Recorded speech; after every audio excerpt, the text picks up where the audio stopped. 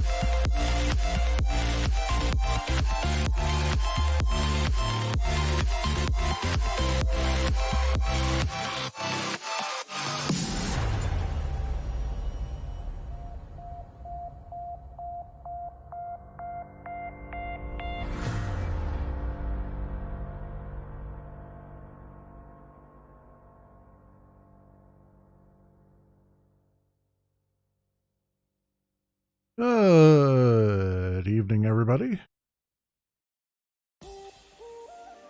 It is Tuesday night, and I'm back with a brand new week. Brand new week of streaming. Doing some Encased tonight, as per our schedule. Making sure everything looks good and fine. I can't forget to.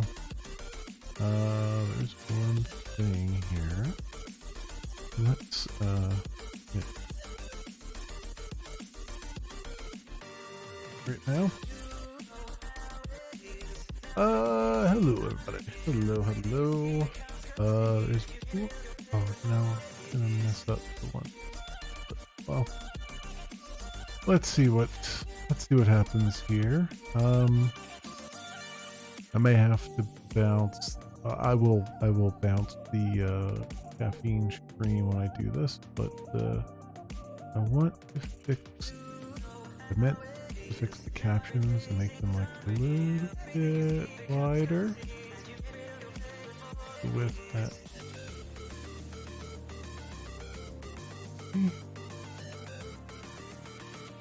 Okay, on that. And that probably has messed up caffeine, so let me bounce that really fast.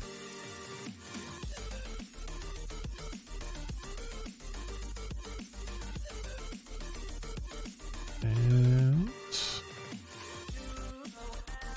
there we go. Caffeine is bounced over there. Everyone else should be still good. Cool. Everyone doing what? Oh, there it is. It's like, why is the music not playing? I'm like, oh, I'm not listening to the correct computer. That's why. Oh, we're getting off on a good start here, friends. Good start.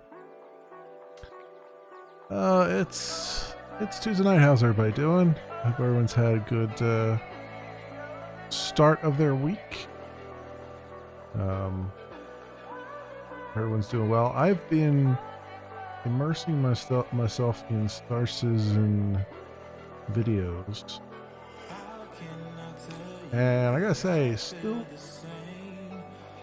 mixed thoughts about it. Because the new patch is coming out apparently next month, 9.15, and it's supposed to push this whole death of the spaceman thing. And I don't know. I mean, all this stuff sounds fine if you had a private server, right? But when you throw the typical MMO crowd at the mechanics that they're coming up with, I can't help but feel like there'll be a lot of ganking and stream sniping and briefing and just general, like, let's ruin the experience for everyone else, so that's kind of what I'm concerned about. It's funny because a lot of people who seem to really love the PvP stuff, and I don't begrudge them their PvP love and all that stuff, they seem to be like comparing it to EVE Online, and I feel like that's a bad comparison to make. Like, I in my opinion, EVE Online is a special case, right? Like, they succeeded despite themselves, right? They just found a way to succeed through all that, the weirdness that they do. And they've managed to sort of carve out a niche for themselves, right? I get the feeling that Star Citizen is going to be more like, if they don't do it right, it's going to be more like Elite Dangerous, where nobody really wants to play in the open on the open servers. Everyone's playing on either single player or little private sessions. You know what I mean? Because it's just play on the public server, and it's just much of a pain in the neck to deal with, briefing and stuff. So I don't know. That's my opinion. We'll see what happens with all that stuff. Not, I never have and never will like corpse runs, and it sounds like they're bringing corpse runs into the game. But so many people love that. They're like, oh, it's, drop all of your inventory. There's a penalty to dying. And it's like, yeah, but corpse runs are the quite possibly worst mechanic ever brought into any game. It's just, I cannot fathom how people like that mechanic. You know what I mean? Especially in a game like this where you're going to respawn back at your hospital, which means you have to go through all the rigmarole of standing up, going get at least some basic equipment again, getting into a ship, launching, getting back to where you were, trying to find where you were. I assume they'll have a ping somewhere where your body is. And then recover all your stuff. And then try to get back to a semblance of what you were doing beforehand. You know what I mean?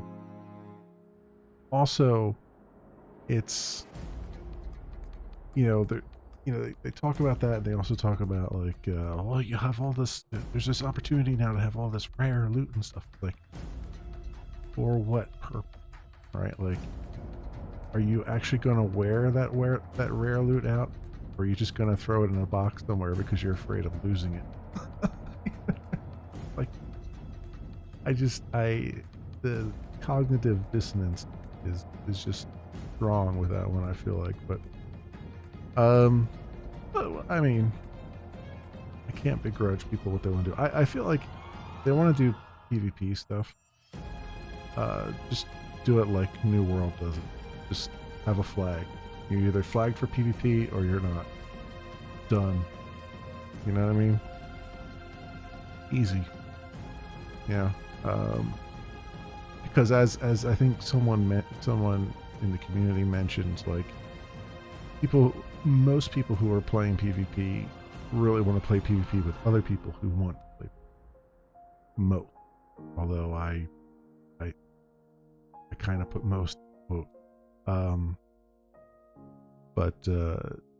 So I mean, why not steal something that's decent? Like, have a flag that's like, hey, I'm flagged for PvP or I'm not. Done.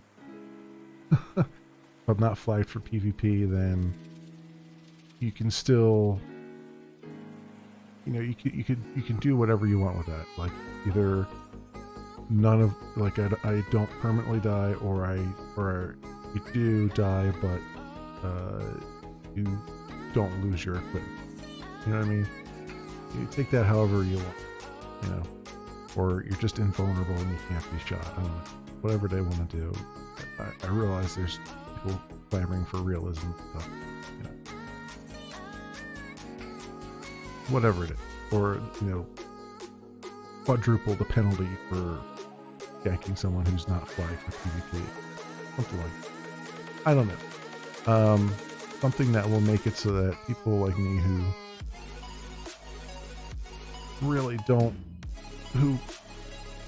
it's not that I hate PvP, it's that I know from experience that too many people take the easy road when it comes to PvP, right? Like, it's rare to find someone who wants to have an actual challenge, and more common to find someone who just wants to spawn camp, and do all those things, and just basically ruin the experience for other people. And that's why I don't do PvP that much, because it's rare to find the people who actually do it properly. Put that way, there is such a word. So, yeah, we'll see. We'll see how it goes. It's probably going to go poorly, and then maybe improve. I mean, that's usually how these things happen, right? But still having fun in that game, so we'll see how everything goes. And honestly, I think the community's still small enough now that if there are less savory elements out there, they may not be as prominent today. So we'll see. We shall see. Anyway, that is not what we're here to play tonight. We are here to play some more Encased, my friends. And I gotta wrap my head around where we were last time, because it's been a week and my memory is pretty terrible.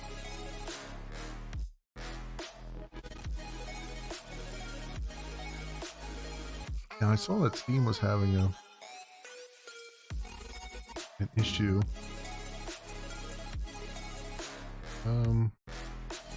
That's fine, we'll play it again. Yeah, it looks like Steam Cloud's having an issue. I saw the Steam chat went down, but I've only played on this computer, so we should have the most up-to-date saves. That's fine.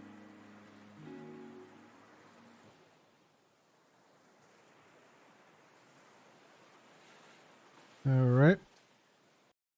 Get game audio up here. Let's pop back in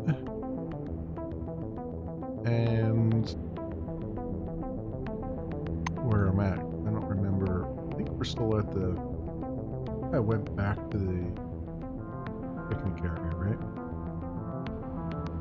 For some reason.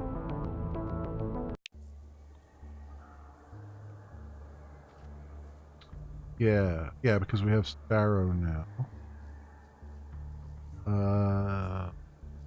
We're running.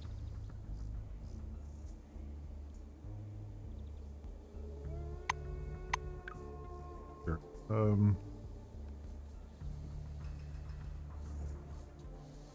Gallon Station More. Get your face. Poison as the language.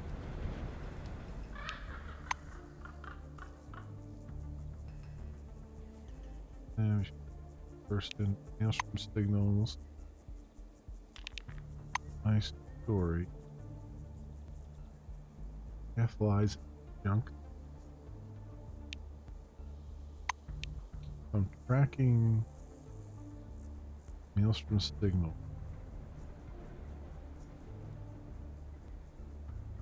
Sort of.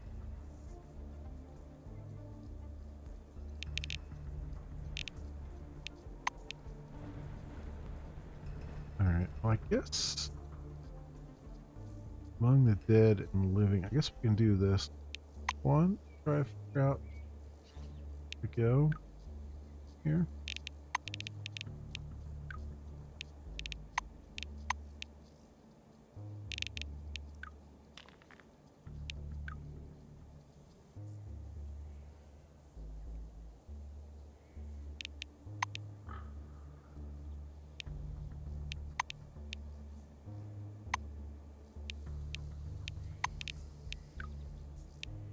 How am I looking character?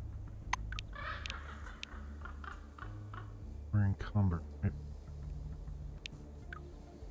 Do I have anything to drop off in this thing here?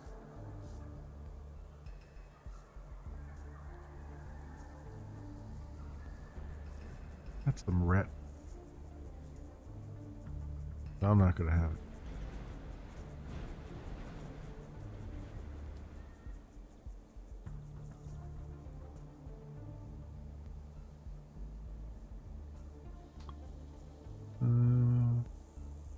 Yeah, let's sell some of these bits and bobs I don't Audrey need. nods amicably. I saw my grandpa's new peg leg. He said, Melville leaves the mug and takes out a key. let me open. Alright. So what we got here? That relic. That.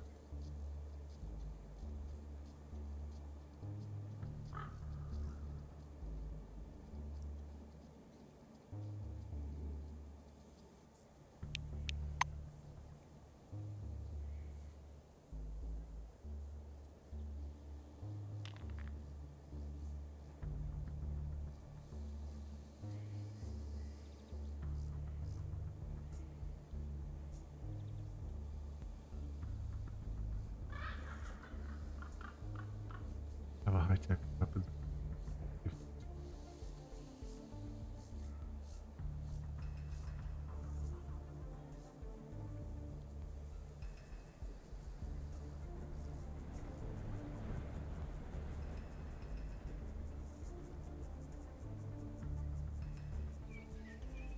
Hmm.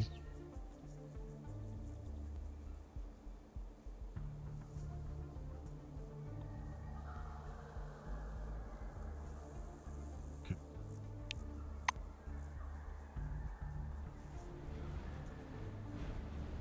20.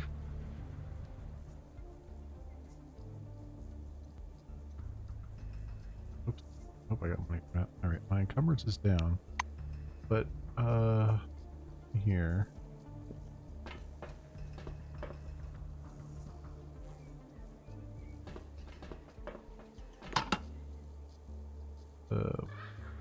Relic. And I don't know, this that I got. I think that's fuel.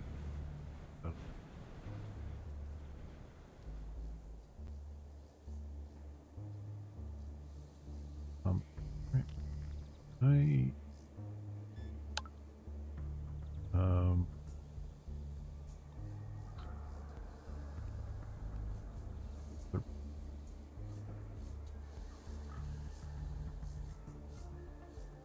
this,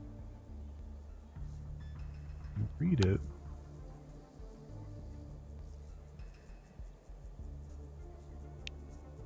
But I can't, like, the survival plus 15. I can't.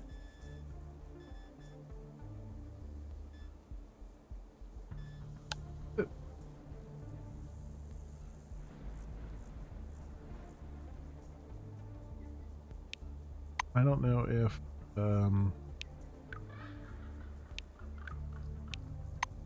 is it just that I have too much survivable?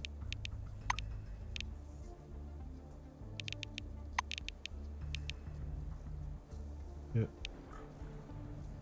So plus 2 modifier.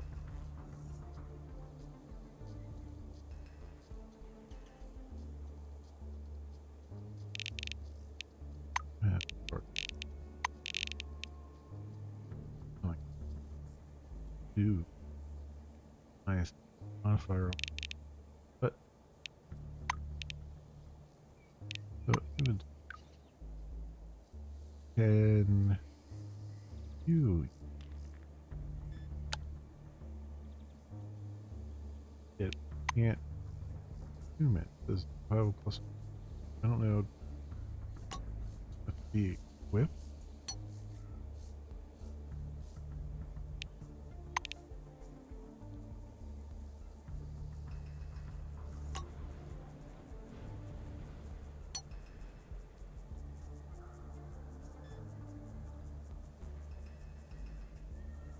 Maybe it's something you equip in the one of these slots I haven't unlocked yet.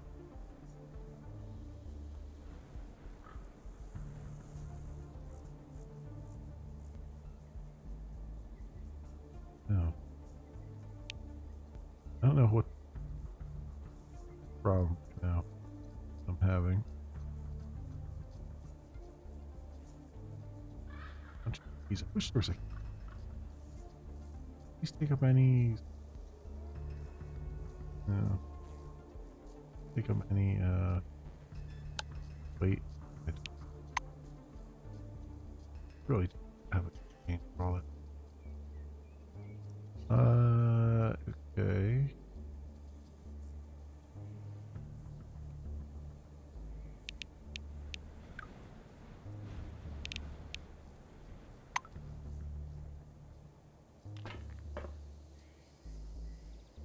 I wanted to I wanted to see if I can upgrade.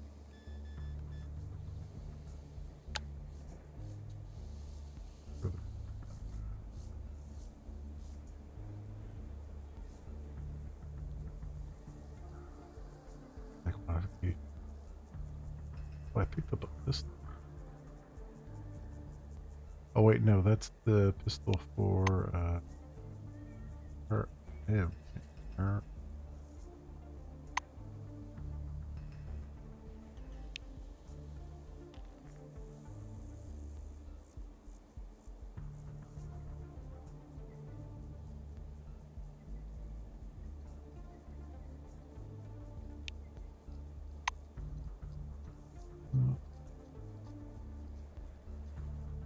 Scannies? No.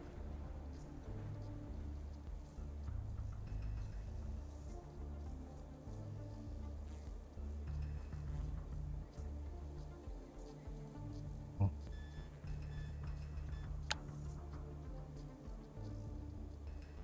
We can't upgrade her gun. Wait.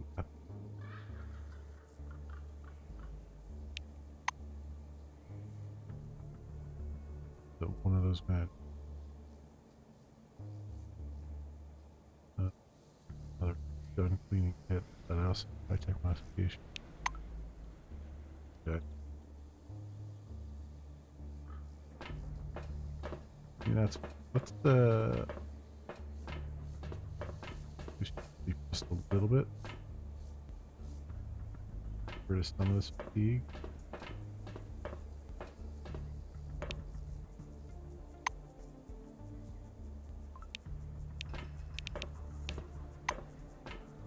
Okay. Now, 0 and thirst are fine. Cool. All right, we can get out of here. And I believe we'll get a recording started, and we'll get this show on the road here.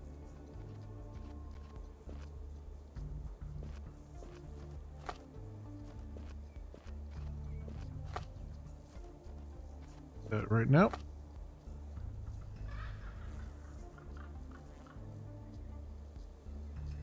Exclamation, everybody. Welcome back to some more Encased. So, still don't know how to use this book. Survival plus 15, but can't seem to use it on anything. Oh, crap. I forgot. I definitely don't like that. Dump that out. Because we're, like, not encumbered at the moment, but we're close to it. Let's get rid of the things I don't have immediately. Now. Oh. And, I've chosen... Look at the Among the Dead and the Living thing here, so go to Magellan Station. I figure out where that's a map here.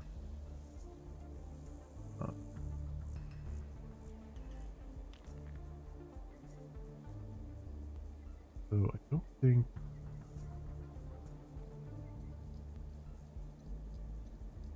generator.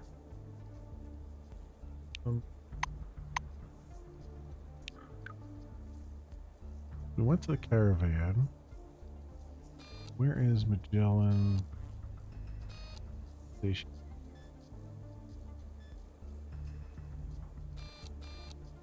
It's up there. And then Junktown Slums is where I want me to go as well. So I guess we'll head towards Junktown because that's one of the quests, and then Magellan Station along the way. So let's go do that, my friends. See what we see along the way.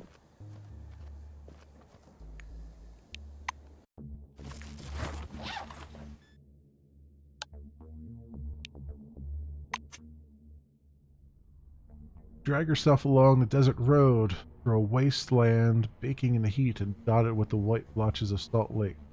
An unidentifiable noise catches your attention. Peering into the distance, you spy several dark figures.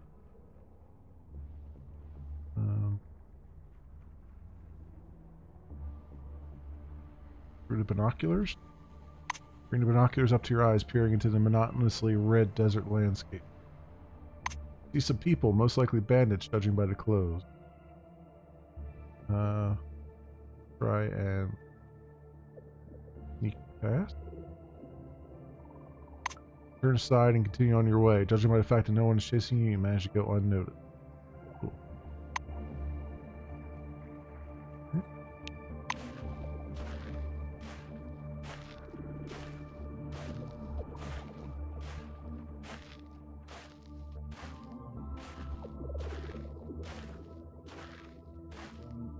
Unknown there. Alright, go down slums.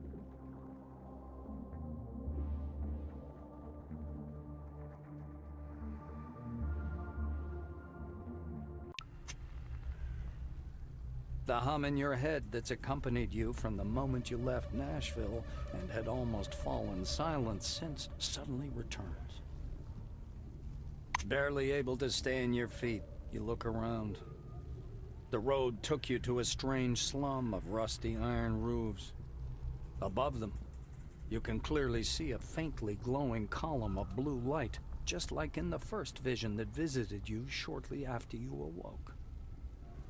Somewhere in these slums is the unknown, but apparently important goal of your journey.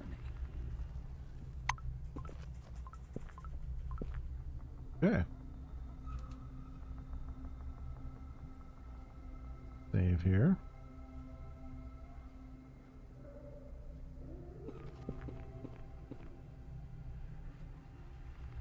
Roy Oldie? Come on in. The city's already under... Oh, good day. Soldier's face is wrapped in a neckerchief to protect it from sand, and his eyes are hidden behind sunglasses. His entire uniform is coated in desert dust, and the letters on the metal badge are barely readable. Roy Oldie, guard. He gestures broadly to the slums behind him. For the moment, you can stay here. The city's already under quarantine, but there's still space in Junktown. Inquire about the quarantine. Guard gestures towards the horizon. They say Maelstrom began to expand, which hadn't happened for a long time. That's why the quarantine was declared. Citizens must remain in the city, and non-citizens and those who didn't have time to relocate are all here in Junktown. Fortunately, we have the emulator. To be completely honest, I don't really believe this thing worked. But it's better than nothing, right? Welcome. He shakes your hand. Come back again. Okay. Real fast. Go. Crazy.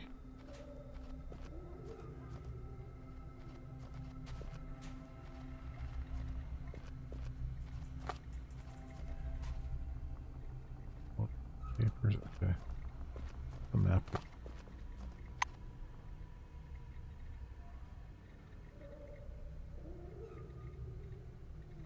There's something up here.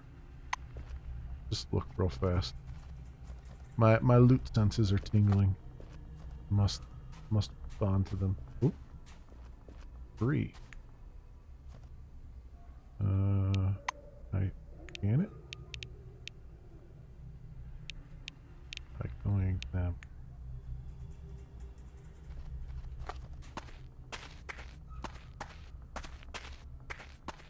Oop, office cabinet.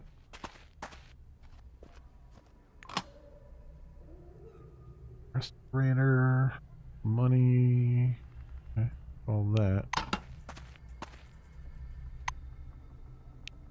Put a respirator on you. And bar.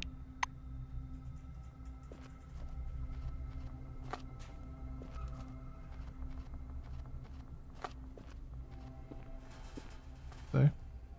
Poster says elections coming soon. Sensing some Soon Junktown will be packed tight. political intrigue. A dirty and exhausted-looking woman in a white wing uniform rushes up to you. She clutches your hand in a death grip. You're my last hope. Please. Please, please, please. The woman stares at you imploringly. Katarzyna Beletskaya, relic registration specialist, is printed on her faded badge. Ask what she wants. She hugs you so fiercely that for a second you forget how to breathe. Thank you. I just know you're a good person. If you won't help me, nobody will, and I'll just die. Die here, amongst these. Katarzyna pulls herself together. I've been banished from the city. From Magellan. They took my Selectron and stripped me of my citizenship. No one wants to help me. Everyone's afraid they'll end up like me. All because of that damn Nakamura and her laws. Beletskaya looks upon you with new hope. But you'll help me for sure, won't you? I need to get to Magellan, and you can lead me there. You have a Selectron, I see it. It's hanging right there by your belt.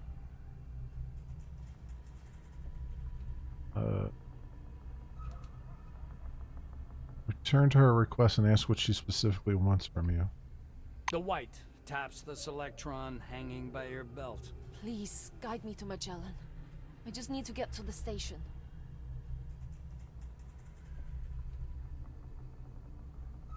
Okay, I'll help her for free. The white lunges forward to wrap her arms around you again. My goodness, thank you. I'll tell everyone in Magellan what a beautiful person you are. Reputation. Okay. She looks back at the city behind the wall. So do we have a deal? Come on. I can't wait to return to Magellan. Oh, she's Come on in. in my party now. Okay. Well, that's a thing.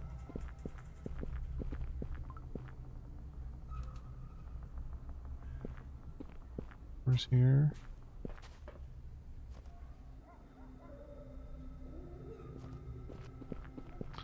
Yuki Tetsunai, who you saw at Concord, hasn't changed a bit. Same shaggy colored hair, same blue uniform, now thoroughly stained. Wow, look what the wind blew in. Looks at you for a minute as recognition dawns on her face, then clasps her hands. Wow, it's really you. And I'm the chosen one now.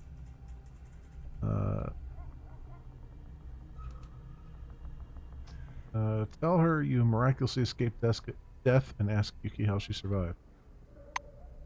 Kitsunai proudly taps herself on the temple. I'm smart. I told Kingsley I want to do something useful, and he said I should adjust the binoculars on the observation platform. So, here I am. Yuki exaggeratedly shrugs her shoulders, as if her own body is too tight for her. I look through the binoculars, and there's a sandstorm. Close, funnel, cloud, closer and closer. Came down right away. Alarm, evacuation. Blue points somewhere north. You know about the city? We were placed there. I don't like it there. There's a lot of rules. Don't do this, don't do that. You broke the turret. You better hang out here. Ask her who chose her and at what post. Tetsunaya waves her hands. You don't understand. Nobody chose me. I'm the chosen one. I'm here to stop Maelstrom and save humanity. You'll see. Soon I'll be helping a bunch of scrappy underdogs with their stupid problems and killing monsters. That's it. Tetsunaya hops up and down with excitement. I went to Russo and told her so, and instead of sending me on a dangerous mission, she gave me a bunch of tests, showed me black blots that looked like my parents fighting, and she told me to go wait for her call. Okay. Ask her where Russo is supposed to call her, since there aren't any phone boxes nearby. Yuki wrinkles her forehead. That's true. In the blink of an eye, her unflinching optimism returns. That doesn't matter. Russo will think of something. She's a scientist. Wish her luck and move away. Bye-bye. Okay. What is this over here?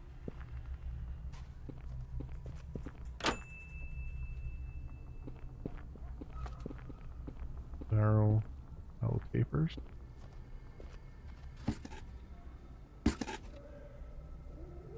Take that in case I need to craft something. Nothing in the trash.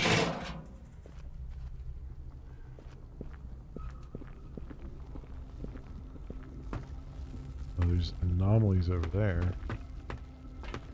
Well, that's a thing.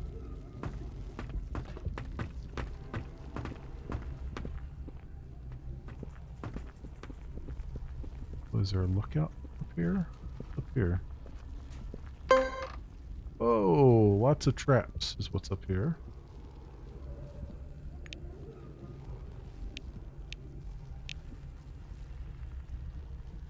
Uh, 95. Okay. I guess we're not going that way yet. Yikes.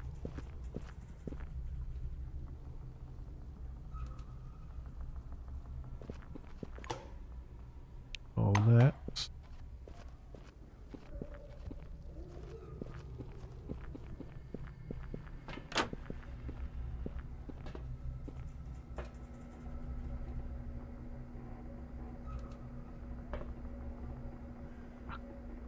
Let's pick it, see if anybody cares.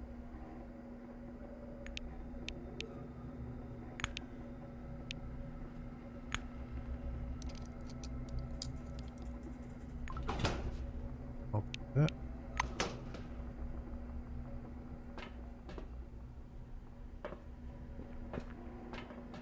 What's in here? My barrels have anything in them? Doesn't. Okay. That is a no.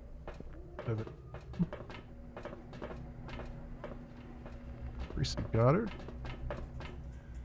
Hi there.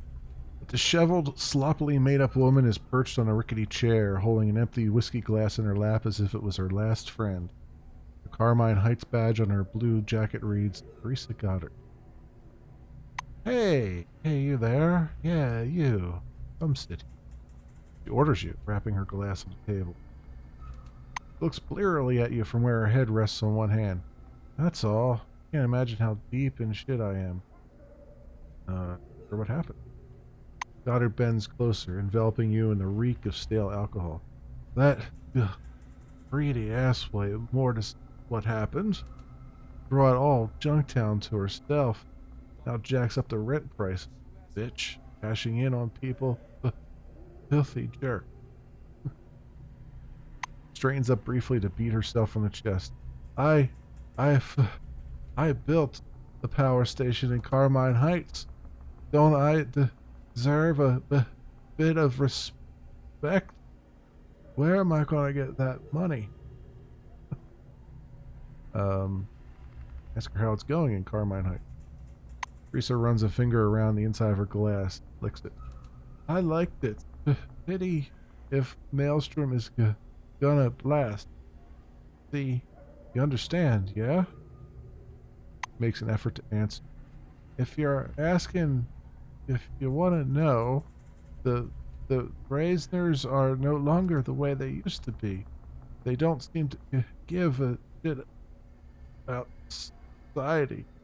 Why wouldn't they give their power to those who care? Ask her if anything interesting is going on in the city. Teresa bangs her glass on the table. How should I know? I'm from Carmine Heights. They don't let me in the city. Nakamura the bitch. Also, Madge Churchman in the square yesterday was blabbering some shit about illusions. So I went to listen. Shakes her head alcoholically. I don't know if I've ever seen anyone shake their head alcoholically, but okay. I hope to see you again If you soon. don't like my prices, you can bugger Oh. off. I'm serious, Therese. You can bugger off. And by the way, it's free of charge. I'll let that adjective slide. I've never heard that used as an adjective before, but yeah. Okay. What is that coffee maker over there?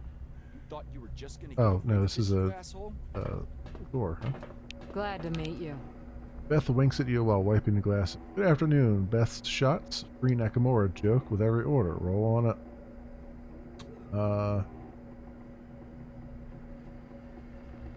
Ask what kind of housing she's got on offer. Beth puts the glass aside. I rent a few shacks here. There's a bad one, a decent one, and a really chic little house. Chic by local standards, I mean. Morrison leans a little over the bar. They're all available to rent, though. I'd also consider an offer to purchase.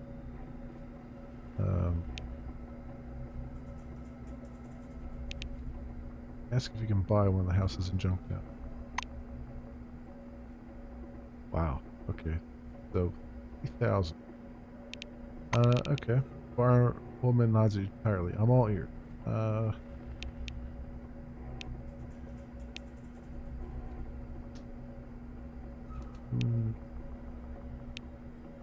Ask her what else there is to do besides drinking. Morrison watches you thoughtfully. See the hatch in the corner? Go down to the Rathskeller and see for yourself if you'll want it or not. Anything else? I hope to see you again soon. In the corner.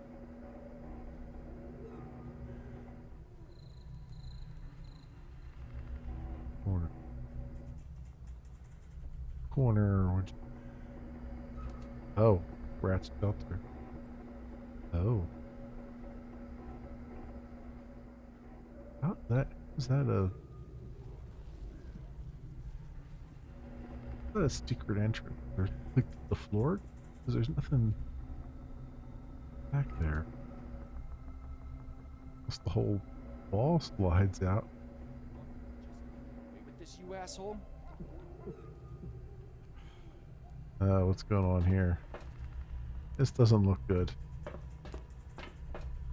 Say before we talk to people. Jonah? As you enter the bar, you immediately notice a large orange sitting at a table surrounded by empty bottles. 3 angry blacks are towering over him.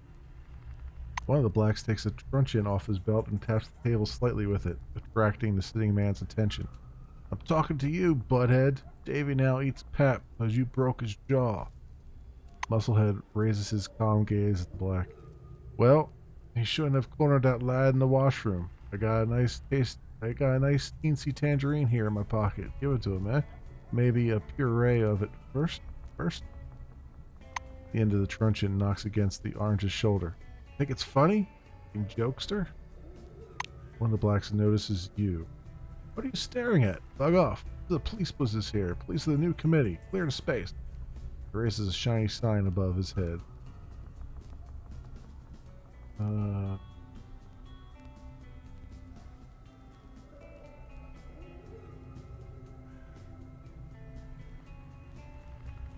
Ask them what they want from this mob muscle. One of the police officers, a tall, daft-faced woman, spreads her arms drunkenly. Well, hey, it ate up the warden, Brick. The nerve on him.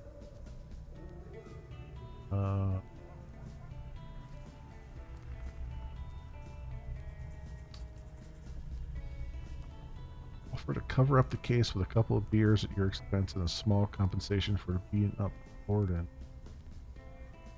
Okay.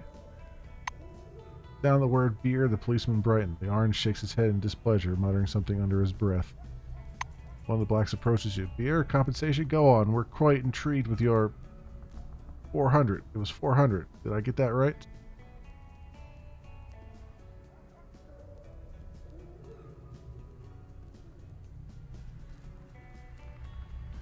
I don't have any of that. I don't have enough money. I don't have enough money. I don't have enough barter to even get them down to 300. Guess say you're not going anywhere, they better leave the orange alone. Blacks exchange surprised looks. One of them snorts. Hey, good advice. Keep out of this. Babe? Policeman taps the table with his truncheon again and looks at the orange. We're waiting for you outside, musclehead. Blacks leave. The orange finishes his beer in silence, glancing at you. He rises from his table with a grunt. Well, thanks for your support. They're waiting for me there. I'll better go finish our talk. Feel awkward otherwise. Yeah, right. Get out of here.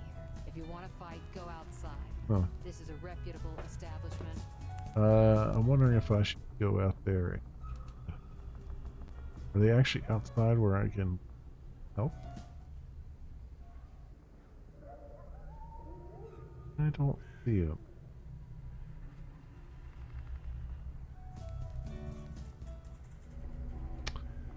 Oh, here he is. Yeah, let's see if we can go help out a little bit here. Judging by a tense silence in the air, the sides have used up their argument. The fight will start at any moment. Let's stand next to the orange and prepare. This is unfortunate wording here. Very unfortunate. I wish they would have stuck with Black Wing instead of... Alright, let's do it. Musclehead gives you a nudge on the side. Don't catch a stray fist, he says in a low voice. It changes into a battle stance.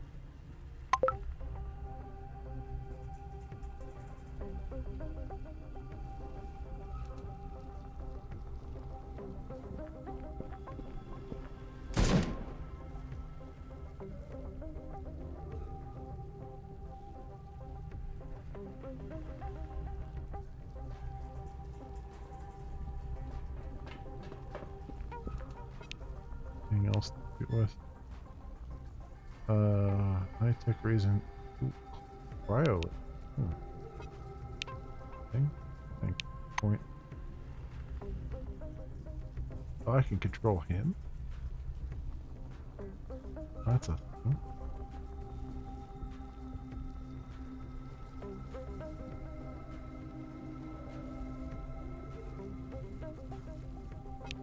Have jab, headbutt.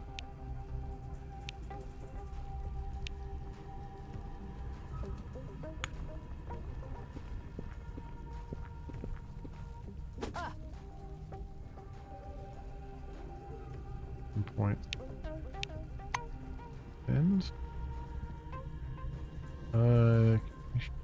guy from here. A little bit. And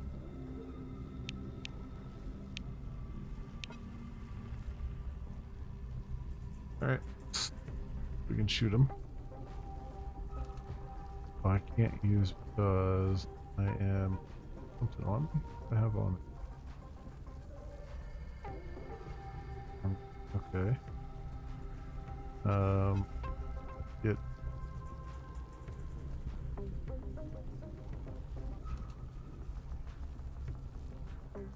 just get away from those fuel barrels. Now that I think about it, over here.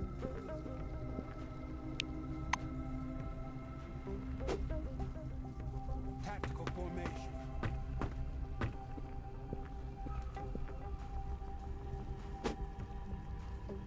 You are surrounded.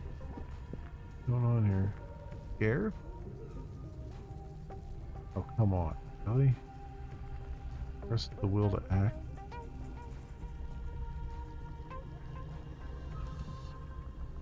Okay. Full shot. Shot.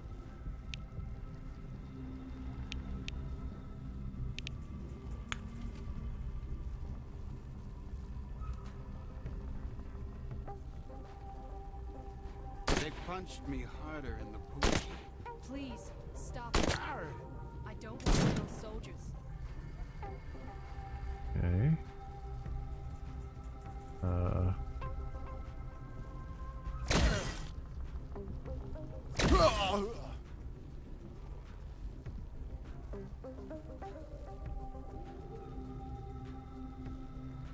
Going on there? Saying something. Not enough action. Right? They punched me harder in the boot camp. This is not a drill, you rook.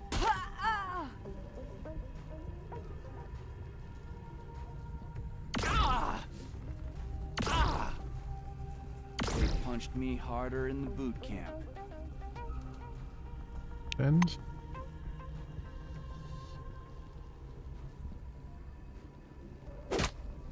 Ow. I am the law. Ow, he kicked again.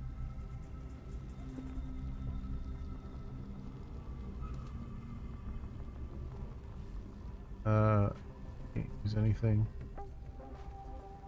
Your, fist. What? You can't even use your fist when you're...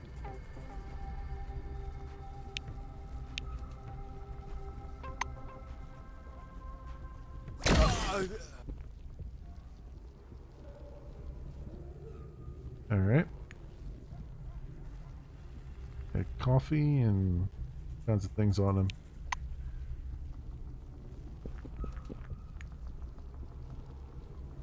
Belt.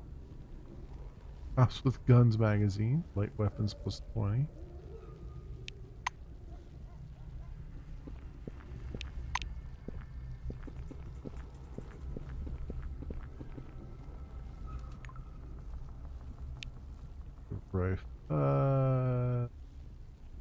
Rifle part. Those though.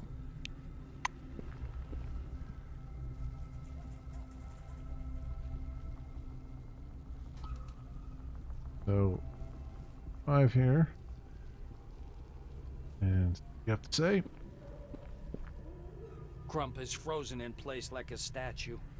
His broad chest heaves rhythmically. His eyes are closed, his face serene. He takes a deep breath, then exhales sharply.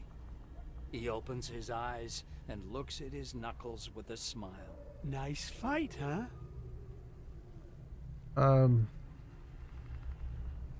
ask why they were picking on him. He shrugs his mighty shoulders. Well, I cleaned their mate's clock because he was beating on a guy in the shower. I can't just ignore an arsehole who pulls shit like that. My fists start itching to put a man on the path of enlightenment, you know?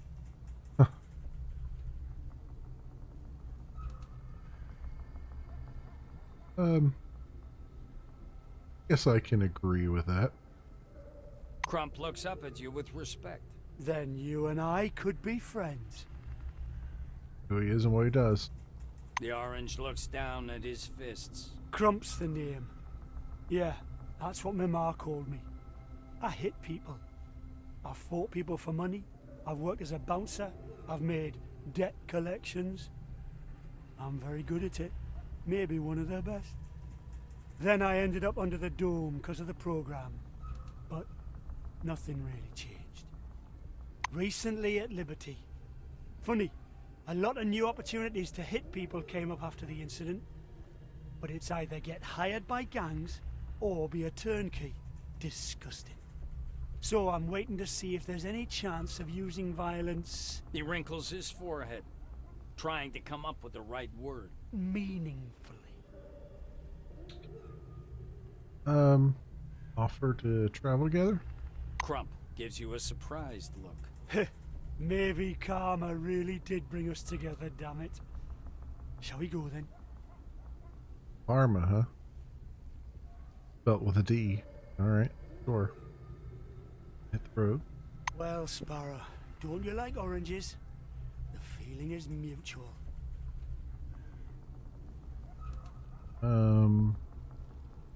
Up there. Let me make sure. Not a hidden thing up here. Okay, not a hidden thing.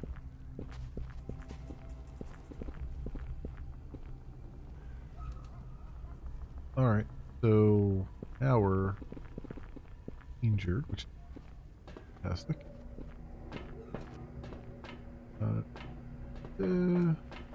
What's on here? I'll walk right by him. Oh, what do you want? Oh, I still have my weapon out. Whoops.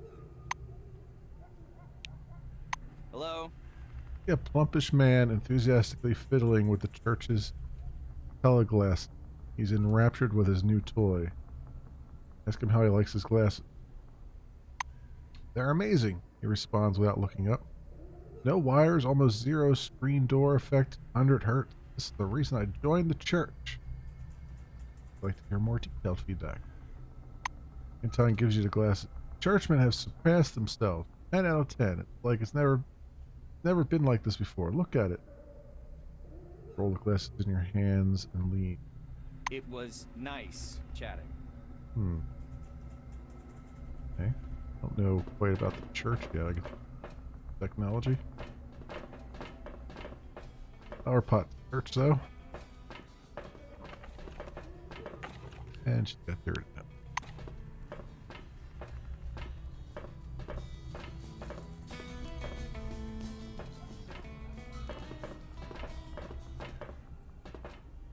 Okay.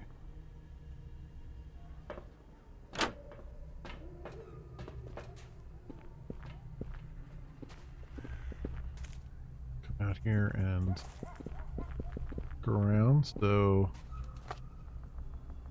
for a minute, Umar. Greetings. Hand man wearing a bleached black cap, completely focused on his communicator. Badge reading Umar Hazred, Deputy Sheriff, is visible on his chest. He turns his cold, watchful stare to you. You lot are always bawling about Maelstrom getting stronger. Why don't you fucking geniuses do your job instead of hanging around town?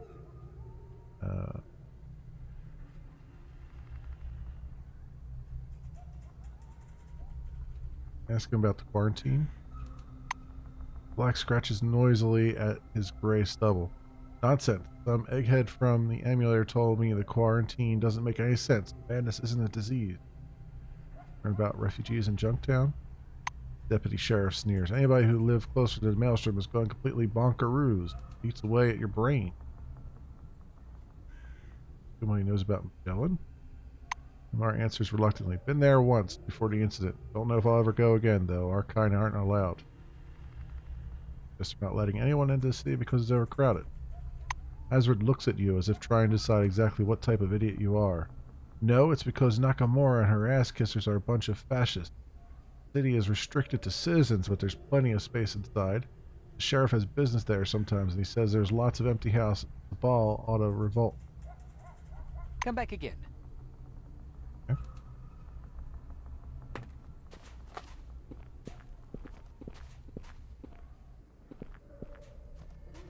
Floating trash bin to look at.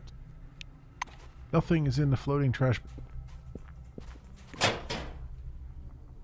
Tin can here, though. Two of them, in fact.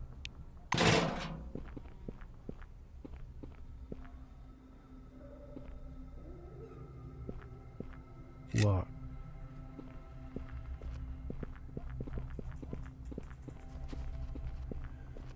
Harry Robinson, oh boy. Hey, my handsome hunk. Want to have a good time? This is going to be interesting.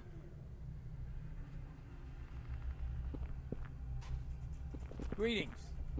A weirdly dressed man is standing by the wall. He has a pink neckpiece draped over his jacket, marble leopard print boots. He takes a cigar out of his mouth and winks at you. Hey, macho man, you here for the pleasures? He sticks out his chest and makes a show of spreading his ringed fingers over his heart. I'm Barry Robinson. People come to me when they want a good time. You see what I mean? I'm already having a good time. Come back again.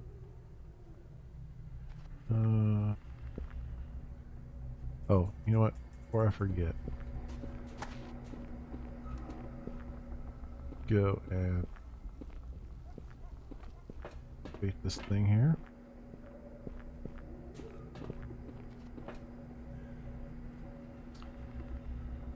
Dirty hole in the wall is a rat's nest hidden from customers by a metal sheet. Yeah, but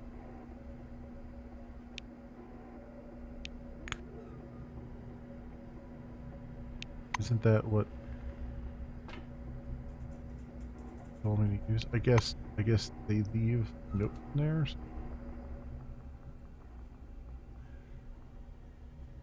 There's stuff for me to do. Search the bridge without it being theft. Interesting. Ready meal. Can I eat that meal right now? I don't have that much hunger. Yeah. Wait, we're actually hungry, I guess.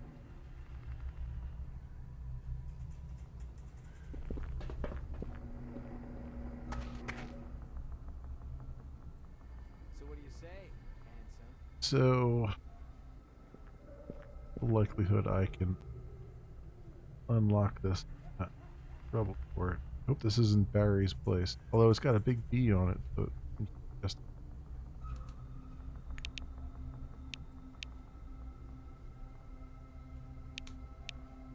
He has 70.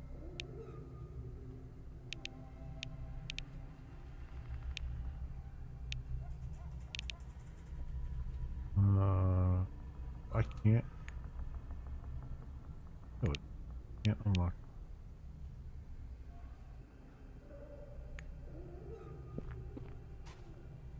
No.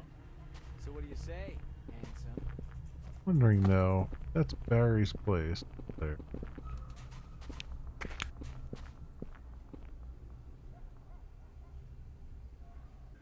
Right, and pickpocket.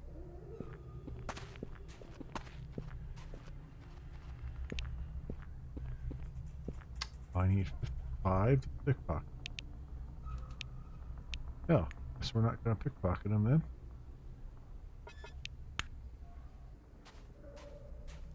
What is this up here? Oh, this must be the swanky place. These must be the places you can buy, I bet. Yeah. B, C, and probably there's an A somewhere they were talking about. Okay. I get it.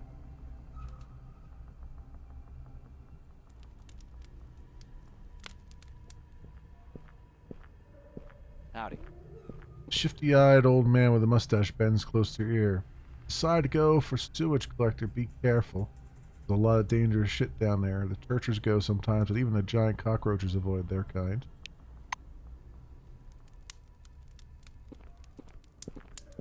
Churchers are holding sermon down in the sewers, it sounds like.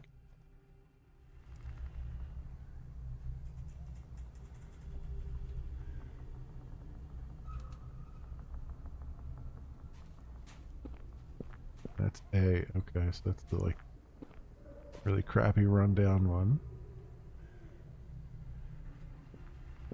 Entrance.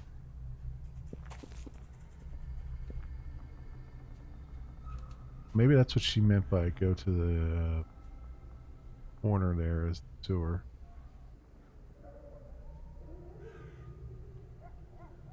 An air to get her some work.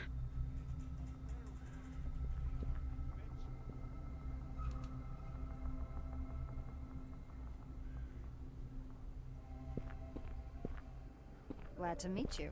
A woman in black wing uniform is standing by the boom barrier. She gestures for you to stop. Caitlin Tansler, City Security Service. Show me your Selectron. Free entry to the city is closed until further notice from Secretary Nakamura. Mind you, if you suddenly decide to shoot me so you can get into the city, the gate is controlled from the other side. Others have tried it. Tried, yeah. An unpleasant smile flashes across her face. Ask who Nakamura is. Tansler adjusts her peaked cap. Is that a joke? Chairwoman Kimiko Nakamura is head of the new committee, the only legitimate authority under the dome. That's why the quarantine was introduced. The guard grows thoughtful. Ask the scientist. I think it's because Maelstrom gives people visions and drives them mad. Sometimes irreversibly mad. Nobody knows whether it's contagious or not, so they introduced the quarantine. Jerks her thumb over her shoulder at the gate. For some reason, the city is considered the safest place. When Maelstrom became active, we were flooded with refugees, the city and Magellan.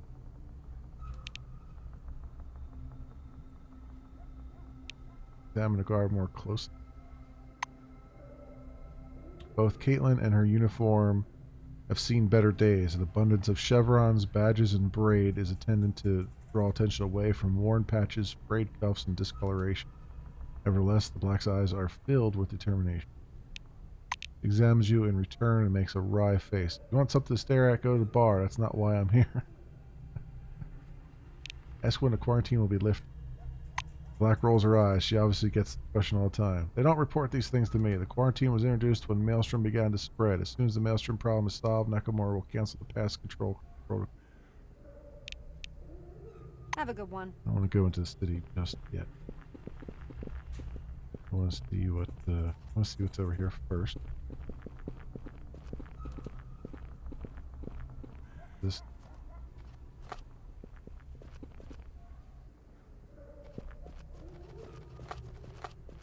Hello. The man before you looks like a former Black Winger. His uniform is dirty and torn, and he reeks of alcohol. He salutes you. Good health to you.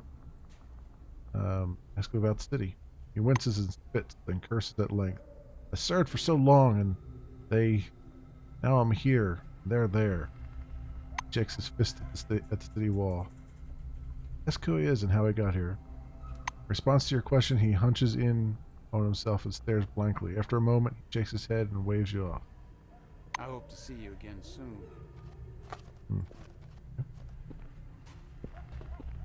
Kurt Spengler? Salutations.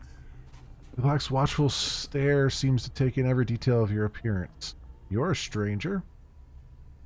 Ask him who he is. Kurt Spengler. I'm what passes for the sheriff here. I make sure no hooligans make trouble around here. Slaps his holster. Ask him what this place is. Question surprised him. Have you been sleeping in a cave for the last 2 years? These are the slums, or Schützburg as I like to call it. The outskirts of the city. The only official settlement inside the dome.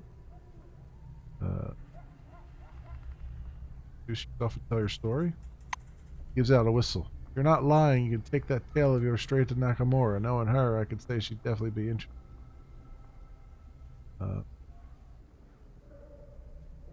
Ask him what there is to do around here. Sheriff shrugs. There's not much in the way of entertainment. You can always wander the streets bothering people with stupid questions. There's a bar, and also the cave under the bar, where people sometimes beat on each other's faces in the spirit of sportsmanship and money. You can watch or even take part if you're interested, although something tells me you need something more serious. Pauses meaningfully. You raise your eyes to find Kurt examining you. Spengler runs his head over his thin red hair. I'll get straight to the point. The local guy left Junktown and moved to the caves just after this quarantine business began. He founded some kind of commune there, beyond the reach of the new committee's laws. Strolls around the room as he speaks. What's wrong with that, might you ask? I'll tell you. Bad rumors about that cave. Many left to live there, but only a few return now and then for supplies, and always the same one. Hart returns to his table again. I've long since realized what it means to be sheriff here. This is the new committee. You need a written confirmation for everything, and it'll get into so much shit you won't ever wash it off. I can't set foot there, but you are a different case. Spengler watches you with an unhappy smile. Oh, and by the way, officially I didn't tell or offer you anything. Let's just say you're an observant citizen who happens to like caves, right? Alright. It was nice chatting.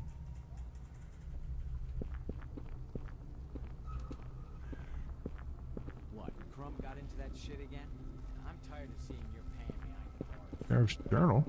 Left his journal out.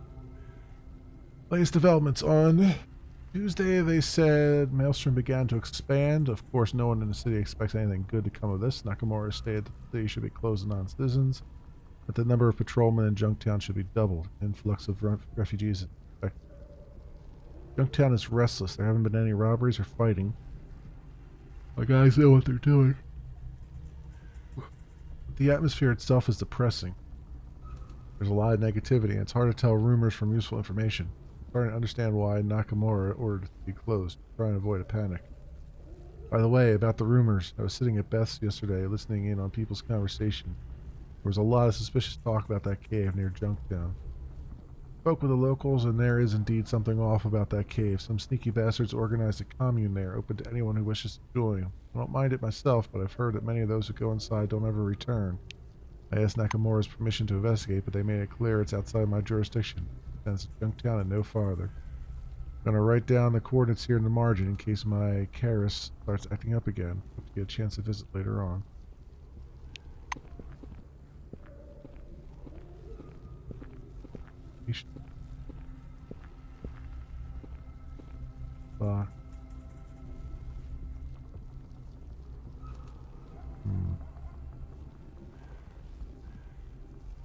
open the metal locker though? There's nothing in there, right? Oh, no. Any weapons?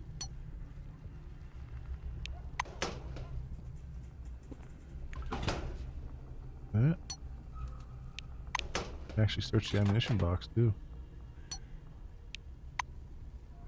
Millimeter grenade, handgun, cartridge casing, assault rifle cartridge.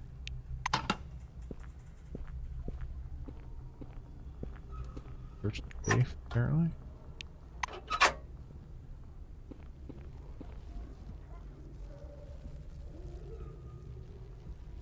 Where's that? Probably down into there, right? Something crazy like that.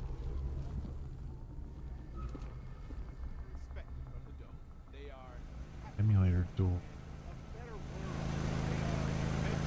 They are your loved ones and dearest friends. What is that? Oh, this is the church over here? Hmm. If only you attend our service. The doors of the church are always open. We'll be waiting for you. Save here. My dearly beloved people of the Dome, brothers and sisters, pause You have and suicidal listen orders? and think. Okay. What brought you here to... A giant man spreads his arms in greeting. Impenetrable black glasses hide at least half his face. The stranger smiles. Reverend Santiago at your service. Is this about my sermon, the priceless gift of the new world? I could check you in. He embraces you with his strong, warm arms, smiling all the while. Ask him what this sermon talks about. The Reverend laughs in a not very sincere or charitable way. Not talks, my friend. The time of words has passed. Through the teleglasses, we show you a wonderful world you can conquer with the power of your mind. You must see it. What day is good for you? Alright, I'll listen to it. The Reverend hands you a pair of teleglasses in an opaque white casing. Wonderful. We'll begin the moment you put these on. To avoid any confusion, I'll tell you these are not those glasses. You will receive those after the sermon as we agreed. Okay. People start gathering around the makeshift stage. Judging by their clothes, some of them came from the city, but most are locals. A handful brought their own glasses, but the majority has none. Apparently, they'll be hearing the sermon for the first time. Santiago is contentedly pacing the length of the stage, wearing his usual grin. Thank you. Thank you all for coming.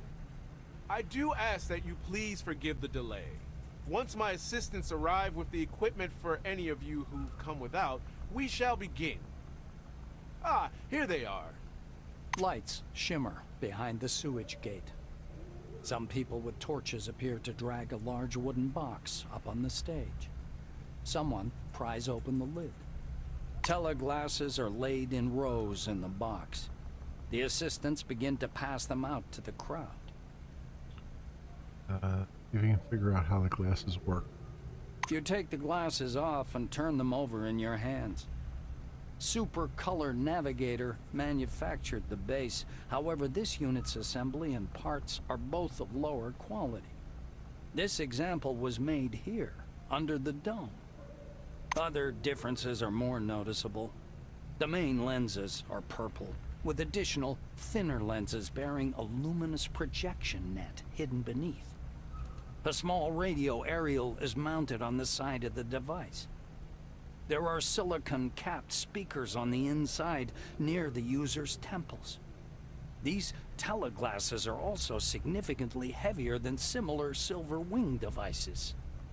Santiago claps his hands. Ah, this will be a wonderful night. Dear guests, please take a couple of steps back from the stage and put on your glasses. You place the device on your head. Nothing's happened yet. The world around you is unchanged, except for the slightly purple tint. You look around. Everyone is hastily donning their teleglasses. The spotlights around the stage go dark, and the rippling screens turn off one by one. Vague, bright flashes fly past you in the gathering purple dusk, and you hear the sounds of the seashore. Waves are rolling in over a strip of pebbles onto fine, white sand. Looking more closely, you see the water is sparkling light blue, rose, and white. The waves are filled with light, although it doesn't resemble sunlight. Casting your head back, you look up at a peacefully blazing blue disk high in the sky. Someone takes you by the hand. A pretty woman is smiling kindly at you, her face a shimmering white. I am Sister Maria. Come with me. You walk along the shore together. The sea washing up at your feet recalls memories, though it's hard to say whether they represent things that actually happened. Did you go looking for little crabs? Did you build a castle from a handful of wet sand that formed walls and towers by itself? The sunglasses you just picked up from the surf, did you ever really find them on a beach? Maria gives your fingers a playful squeeze. We could stay here forever. It doesn't matter where you were before. Here, you can build and live the life you want. Ask about your physical need. The church gathers people to find solutions together. Stay with us, and you'll see how much we've achieved. But you'll have to come to the second sermon for that. The woman is holding you by the shoulders. The sand on her hands sparkles with minuscule neon lights. Ask her what to catch it. The woman stops to kick up sand with her bare foot. Must there be a catch? The world we're sharing right now is unreal. But what is real nowadays? Apart from a civilization dying in the desert, this place, it's alive and more real than you think.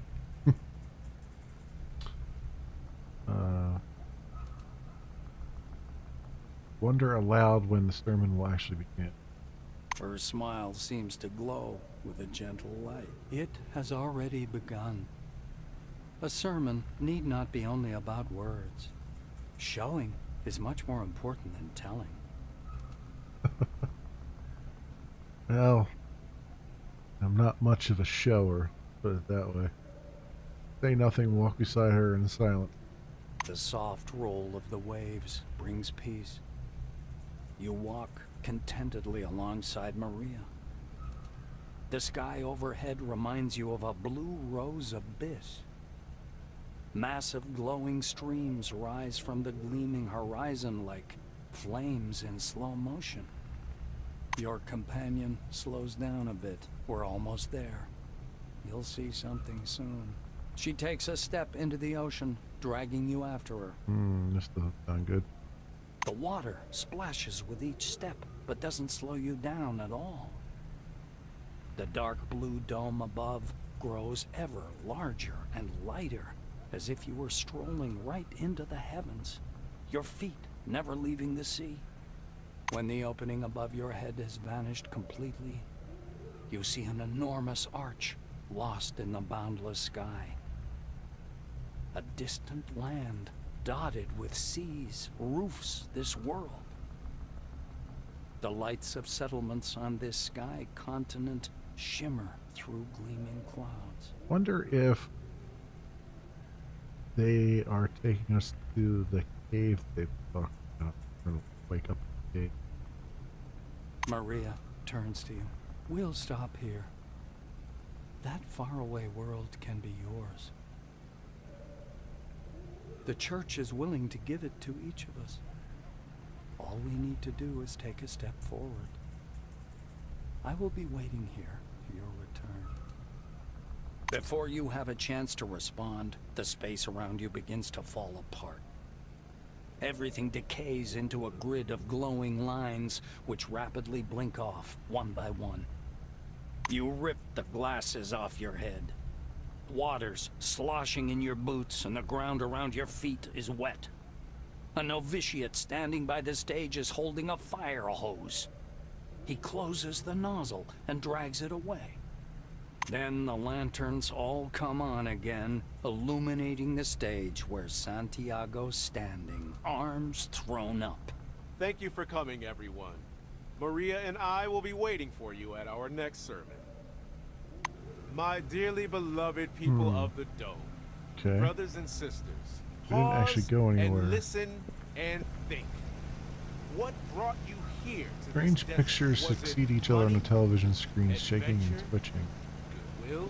One thing every one of us has in common. We all came here Maybe try that. as ourselves and we are all Such a life. this frustration seems impossible. Talk to Mario here. A small man with a gray beard, tousled by the wind, is resting in the shadow of the city wall. Mario Bertolucci, handyman, says the badge on his orange uniform. A dirty diesel generator rumbles a few meters away. Bertolucci stares absently at it through the purple lenses of his teleglasses. Ask what he's seeing in his teleglasses right now. Mario opens his mouth, though he obviously wants to share. He's too overwhelmed with emotion to speak, sobbing. He shakes his head, unable to find the right words. There's so much love in the world, says out of the blue in a quavering voice. Tears run down his jaw from under the glasses.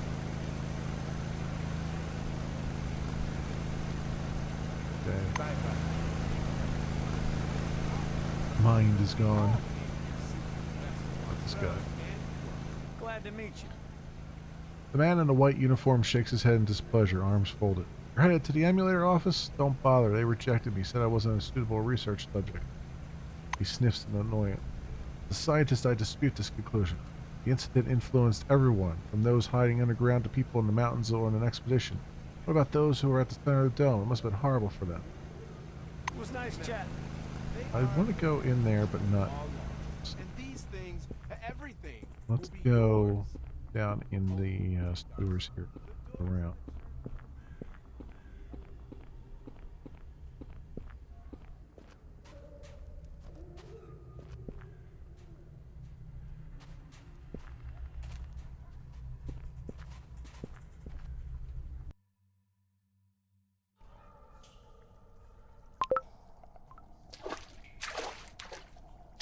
Sewer collector.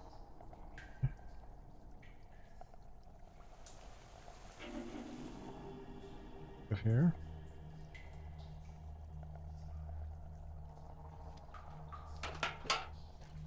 Up here.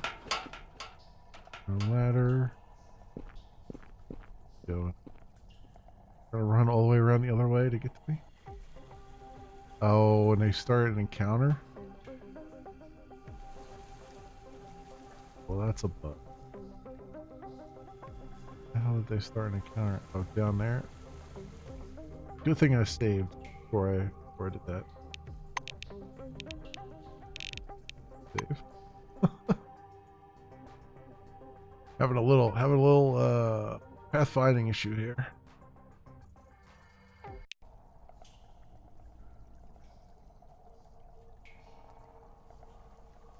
Definitely work. Oh, I've also apparently leveled up, but I didn't realize it. Was I trying to get higher here? Medicine tech, science, when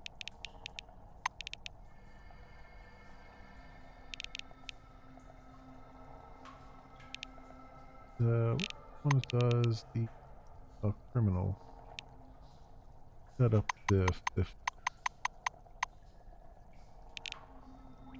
influence to 45 and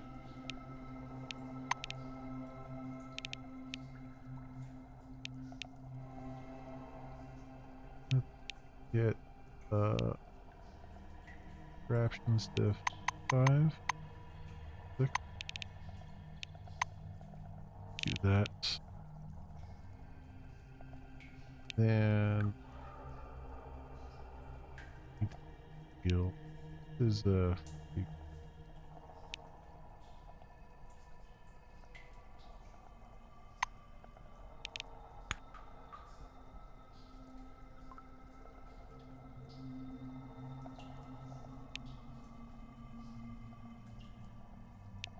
hurt. Okay. Here. Get up here.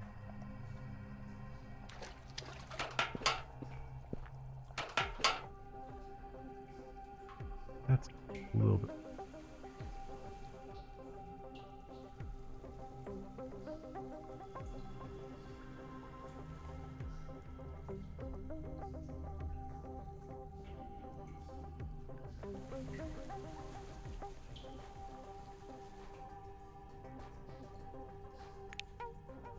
That's a little bit broken there. Because they put the... I guess we gotta sneak, maybe. They put the roaches right there so that I can't... My entire party doesn't come with me.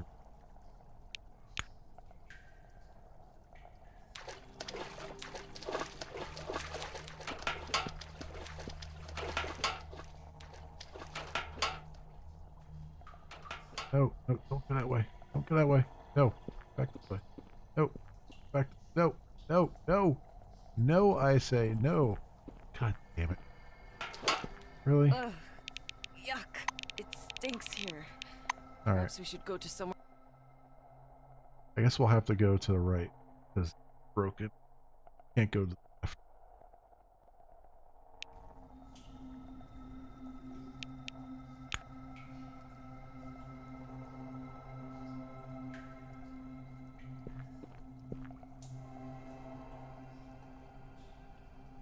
No, why in the hell are you going that way?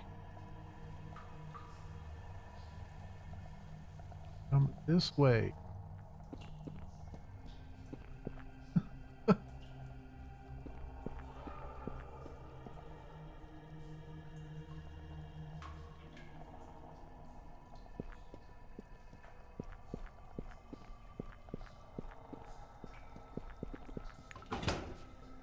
That. Wow, they heard me opening that.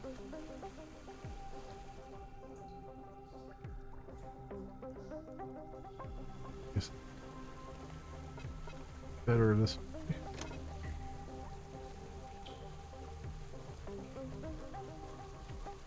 Firing. Food.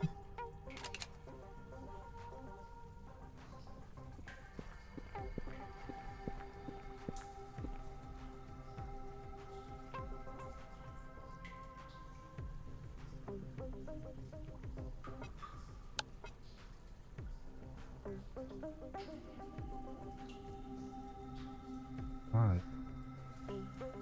Oh, you're the one that crying out loud, team. Seriously.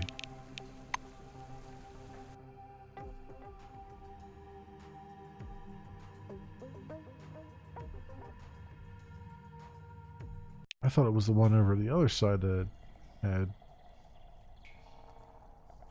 protected me. Not the case.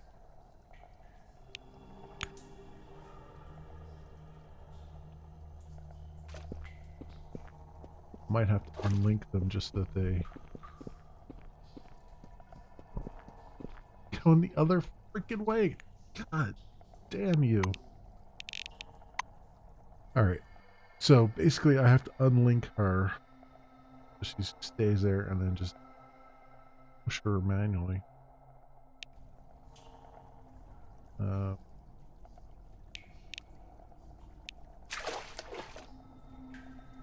Both. Back you.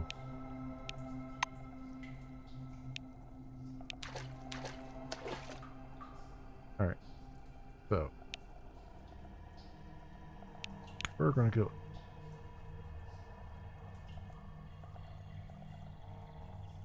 We're gonna go up here.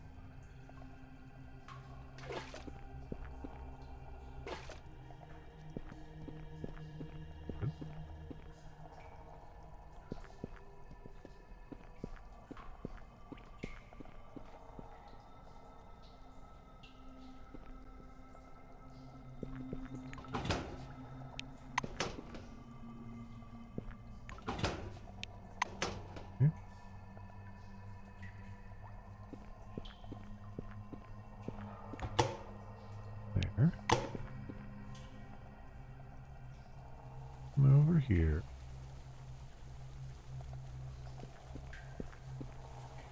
It's back turned to us though. Jump on it.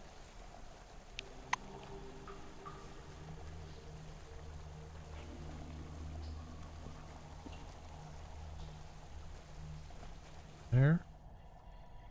Then have you come up now and rejoin everybody.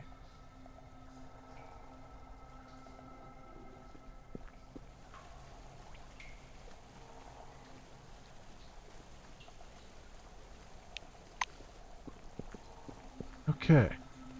Good. Everyone is reloaded.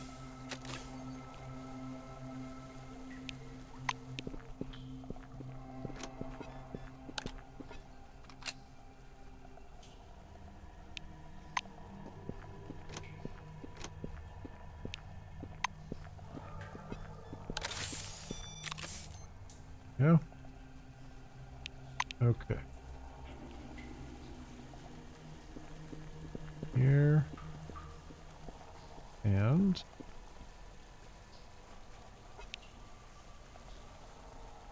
bastard on fire.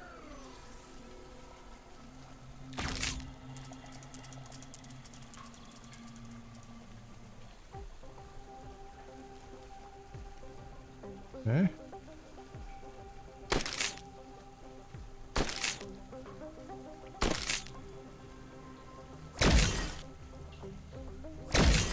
You nasty insect. Oh, nasty insect. Oh wow. Damn. Knocked her out. The insect take that too kindly to that.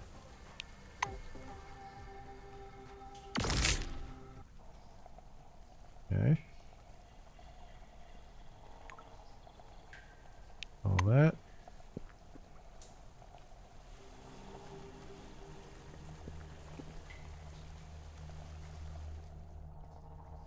Probably more over there, I imagine.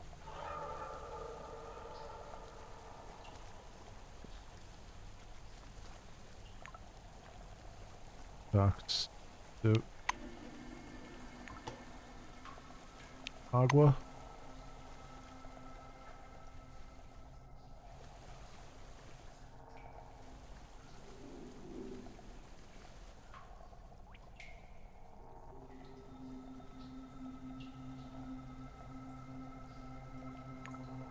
Bunch of reagents. Take all of it.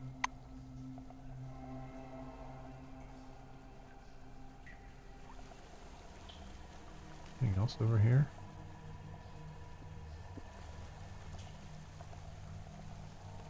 Doesn't look like it. Okay. Circle back and on these other ones. Hat from behind.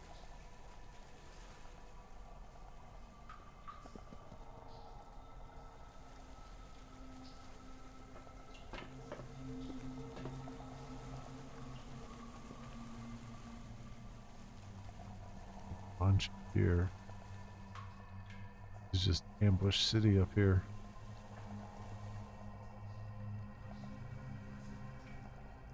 I know there's one there. I wonder for this place.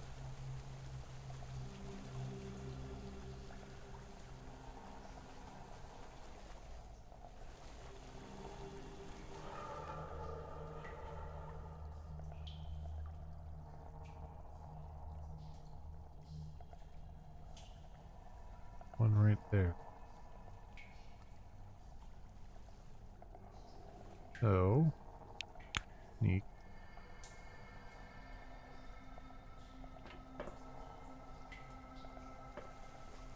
Two over there. What are you doing up there? I didn't tell you to go up there.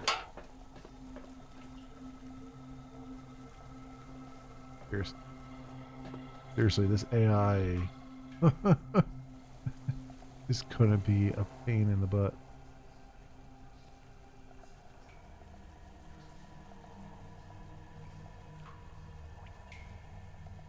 me unlink everybody. Seems like I gotta do it one at a time here. I want to do it without being detected. Eventually.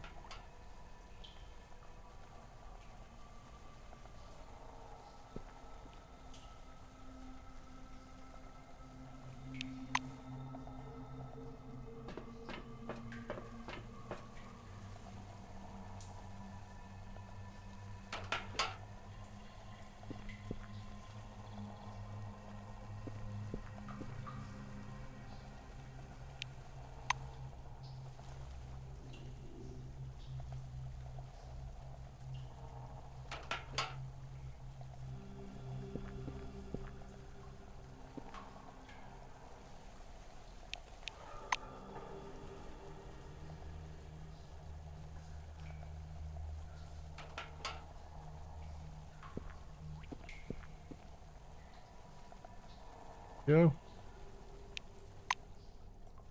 Okay. And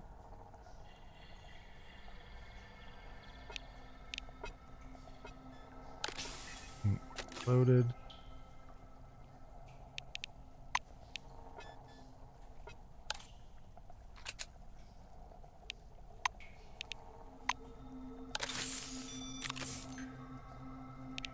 Yep.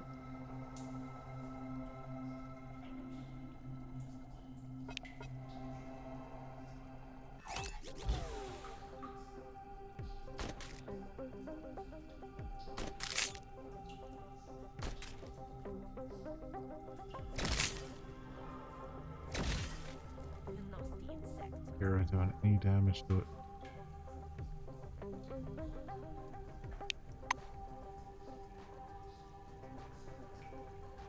It's broken. Come on.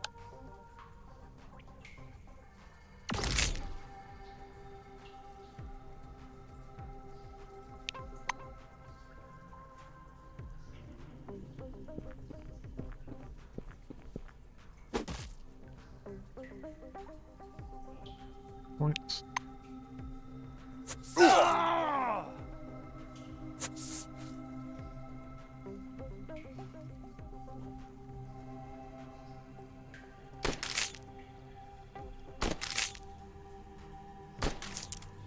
Okay, crits on there.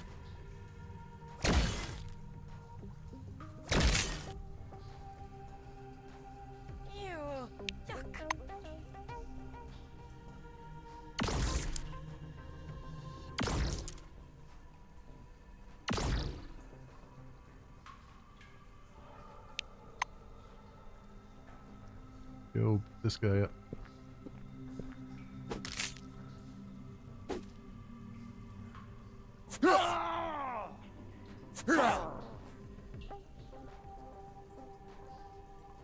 Alright. Another gun jam. That's happening way too often.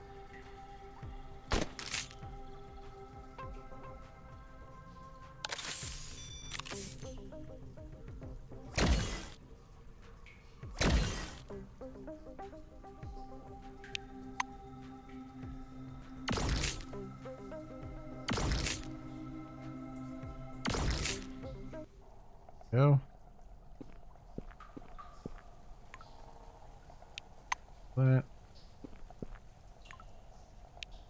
That. Cool.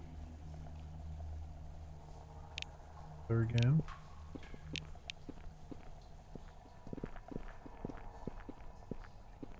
Reload. Wish there was a like party reload. Say if card had entire party load.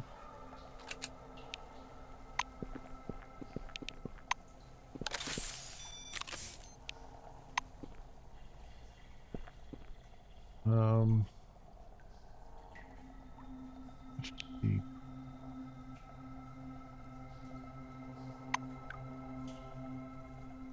what? Gotta heal him.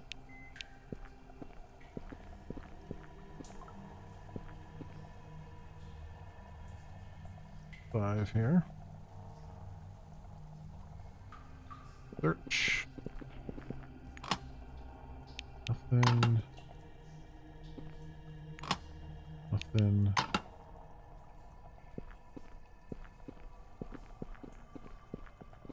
Around there. No.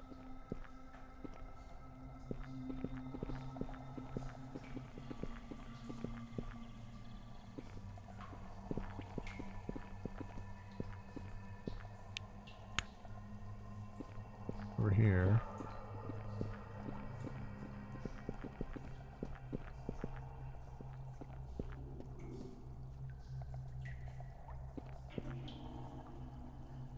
Try to get the jump on this thing.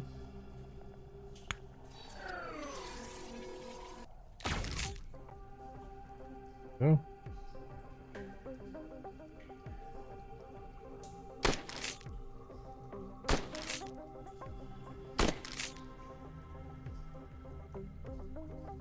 Oh, great.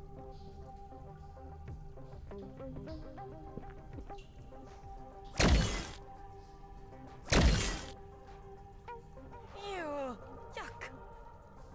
How could you be so cruel?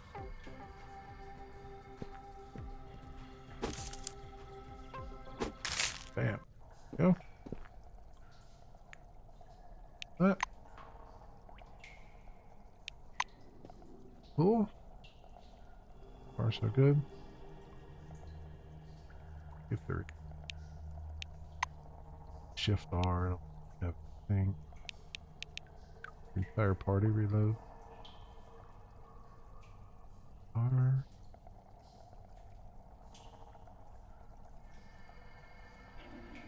Yeah, it doesn't look like it. That's a bit of an oversight. Game like this, not being able to just like order your entire party to just reload. Instead of just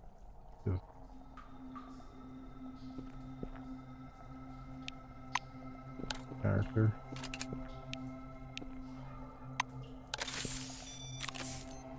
Also, I should, if I can upgrade her weapon.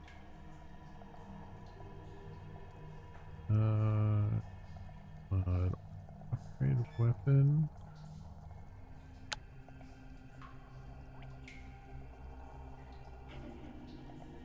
Oh. Dead. Compact powers. Oh, and I need a gun cleaning kit. I don't know why I need a gun cleaning kit for hand-to-hand weapon, but okay.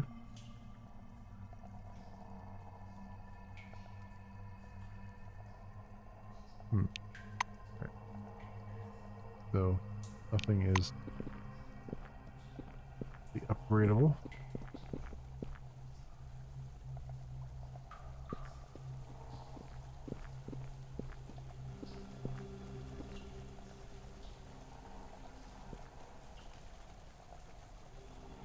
I wish they would ban more.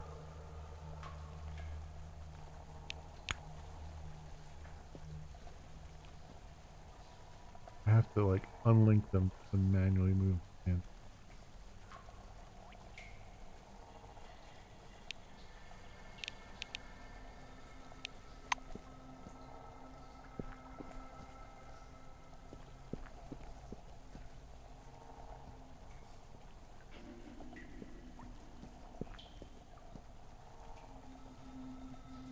Going all the way around. Going all the way around.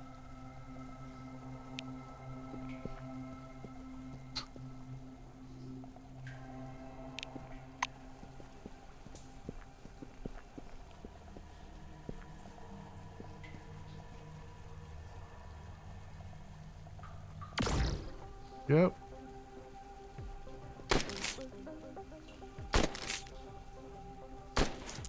Crit. Ow! Crits.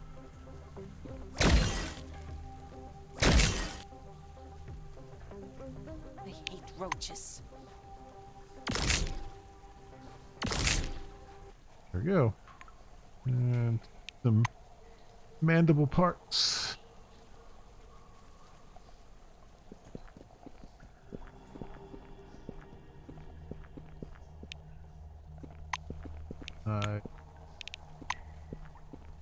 Go.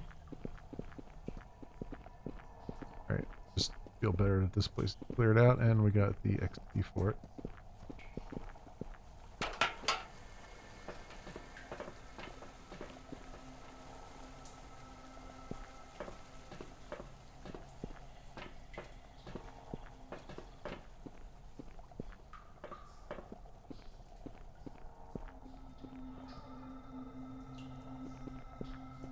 And hit the door.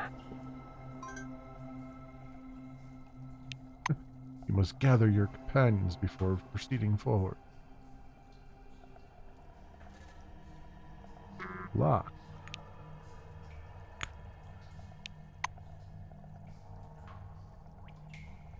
Okay. Ugh. Yuck. It stinks here. Perhaps we should go to somewhere more pleasant. Huh. Okay, so I don't have the code for that. At least I cleared the place out. Yeah.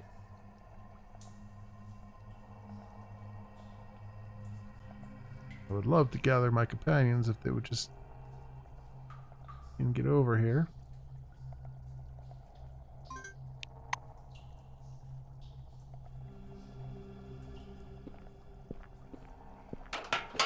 Go. Yep.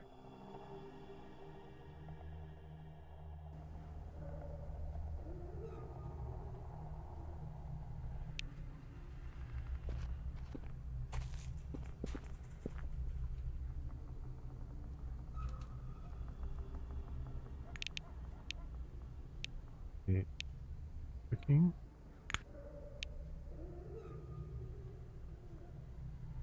Save before.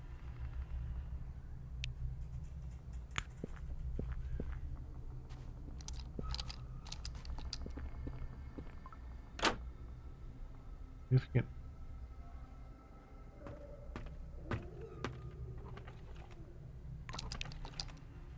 That. Oh yeah, this is one of the ones you can do.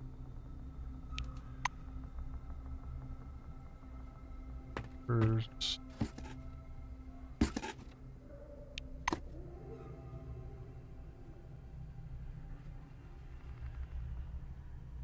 Okay.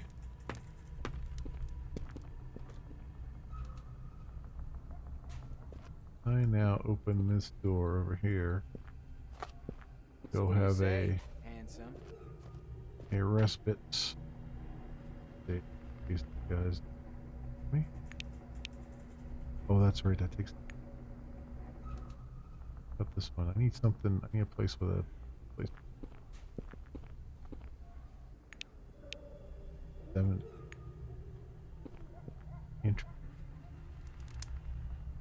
There's no like bed over here that I can do. Okay.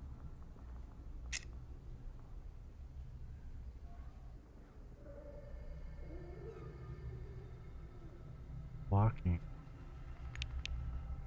Do I keep getting XP for unlocking it every time?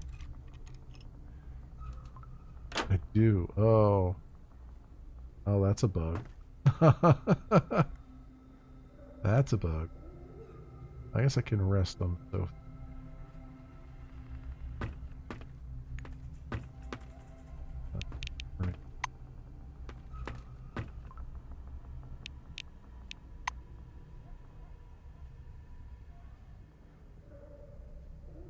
Out here.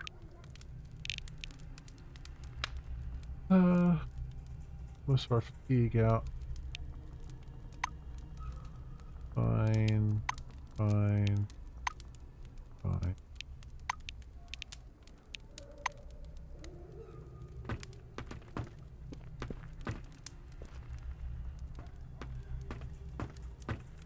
Technically, you could farm XP from that, although 7 XP at a time, probably not much to write home about.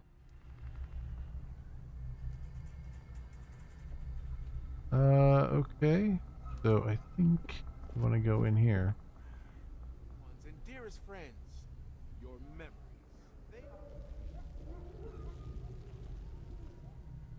I don't want to see what's down in this container too. Over there. A ladder to get up there with. Oh yeah, on the other side. You do that. Yes. Oh, you can walk through all that stuff and then up the ladder to get to the container. Alright, let's try our hand at it. Actually, you know what? I'm going to leave the other ones there and do it ourselves so we don't have everyone taking damage.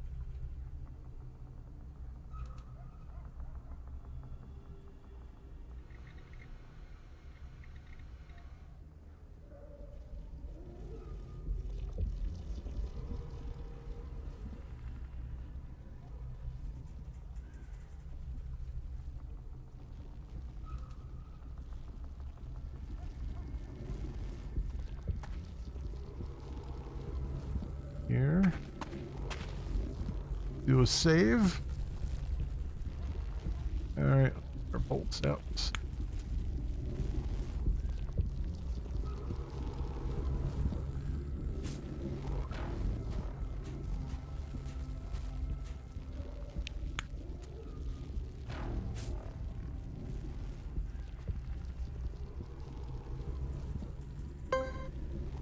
Oh.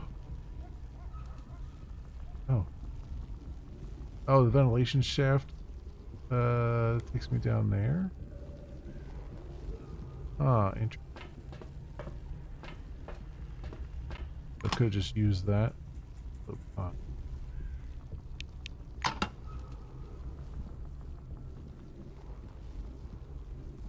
Oh.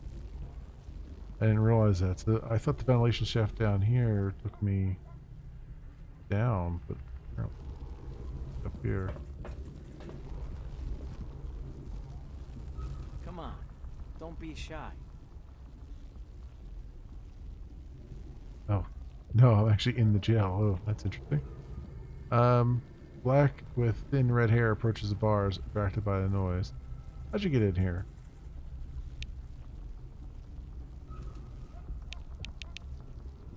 Confess that you accidentally fell through a trapdoor in the roof.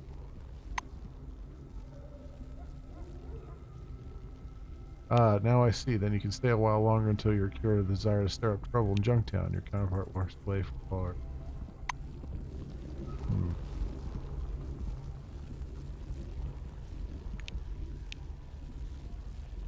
90 to get out of there.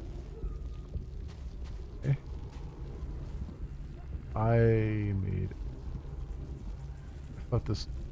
I thought this was linked to the other one. It is not. Up. Load this up, and then we gotta go back down. Go through there. I assume. I don't think he'll jump off the roof.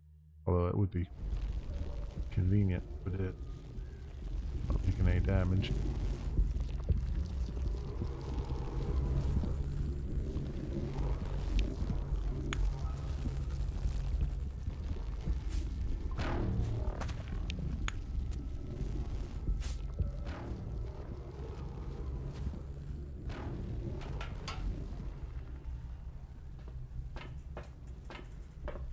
And I'm bleeding. Great. Oh, it's different loot now. I forgot. Loot. Ooh, yeah, there's another. Yeah.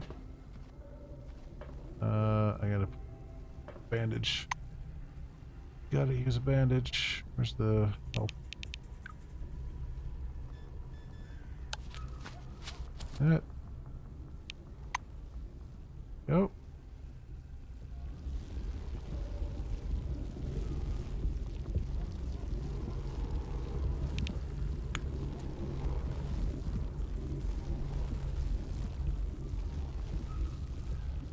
Oh, the firing line. Well, how am I supposed to get to it if it's out of the firing line?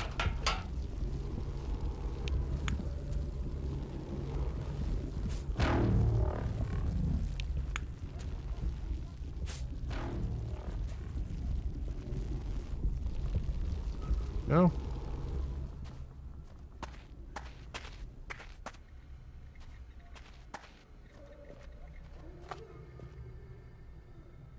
Throwing some bolts around.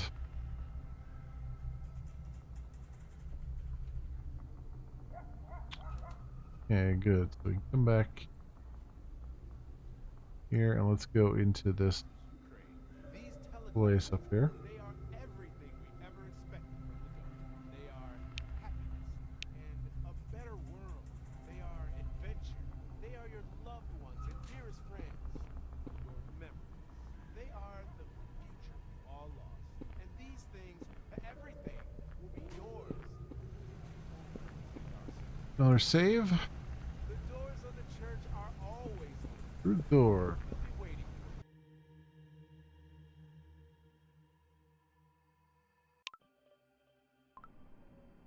for you.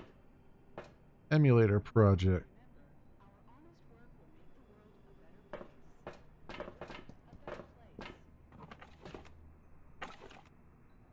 That second fluff. We're here. We could drink. I guess we'll talk to Adolf Schmitz. Good day to you. Tall man in a spotless black uniform takes a step towards you and greets you with a brief, firm handshake. Adolf Schmitz, Chief of Security Services for the Emulator Project. Black points a poster that reads, maintain sterilization regimen while on site. Face seems vaguely familiar. Yeah, we've seen him. Saw him back at the thing. Take a closer look and try to remember where you might have seen him. His bearing, his clean and iron black uniform, and even a name all stir vague memories. Of course, Smith served in Concord before the incident. Yep. This was the man who stopped you by a turnstile and sent you to security to talk to Kingsley. Remind him the two of you met at Concord. Smith nods slowly. Of course, I remember. I've been working at Concord since it opened. If you're from under the dome, then we've definitely met. It's only logical. He frowns while plucking at a dust particle which had the audacity.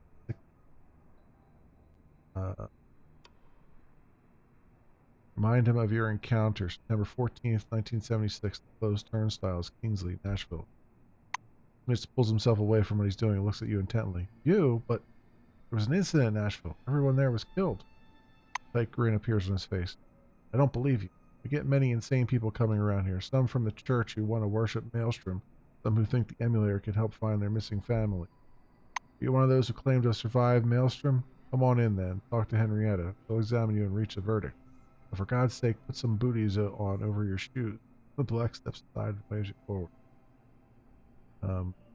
Ask him what the emulator project is. Black straightens his collar as if preparing to give a lecture. The emulator is a simplified model of Maelstrom that should help people under the dome learn how to control it. That's the extent of my knowledge. If you want details, you should talk to Henrietta Russo. She's the director of this complex. Straight down the hall.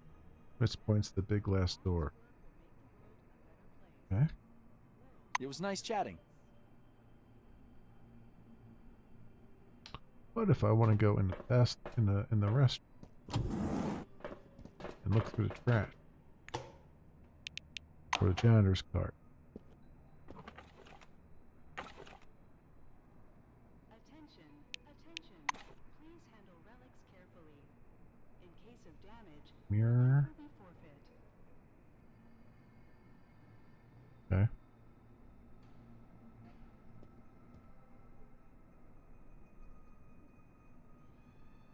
Room. Laboratory door. On. Lunch. Storage.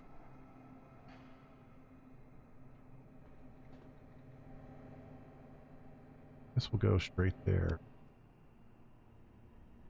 first, and then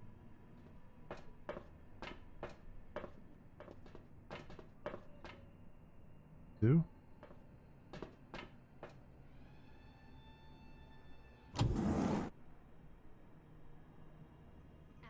A lean woman is hunched over the console, hair pulled back in a tight knot. As the doors close behind you with a quiet hiss, she turns briskly to face you. You have an appointment, an examination, am I right? Know this? You must submit to a blood test and show me your Selectron as your ID. Some sly dogs have been coming around twice for an extra 100. Her voice is firm and loud, and she's spinning a ring of keys on her finger, one that was sticking out of the console a moment ago. The badge on her white coat reads, Henrietta Russo, Project Director. The coat itself is flecked with several stains in different colors. Russo follows your gaze down to her soiled coat. It's soda. This scrap doesn't wash off.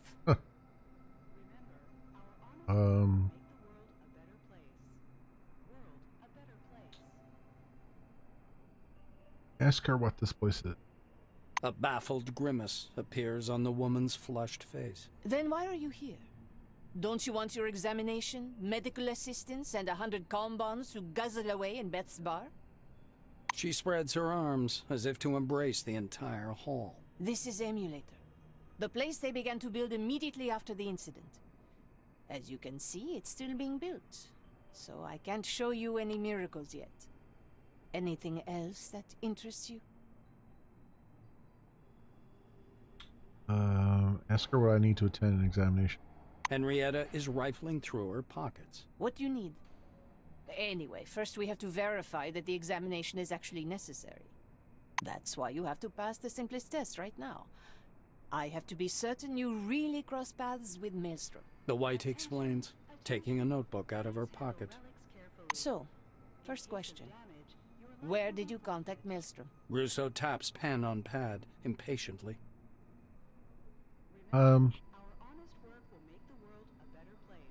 Guess I'll just tell her about the cave in Nashville and the shining red ball.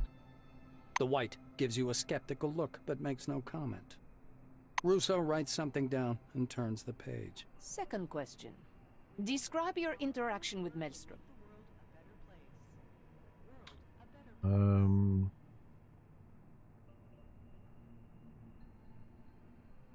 Tell her you were surrounded by white fog and stalled and spoke with other people while in the myth.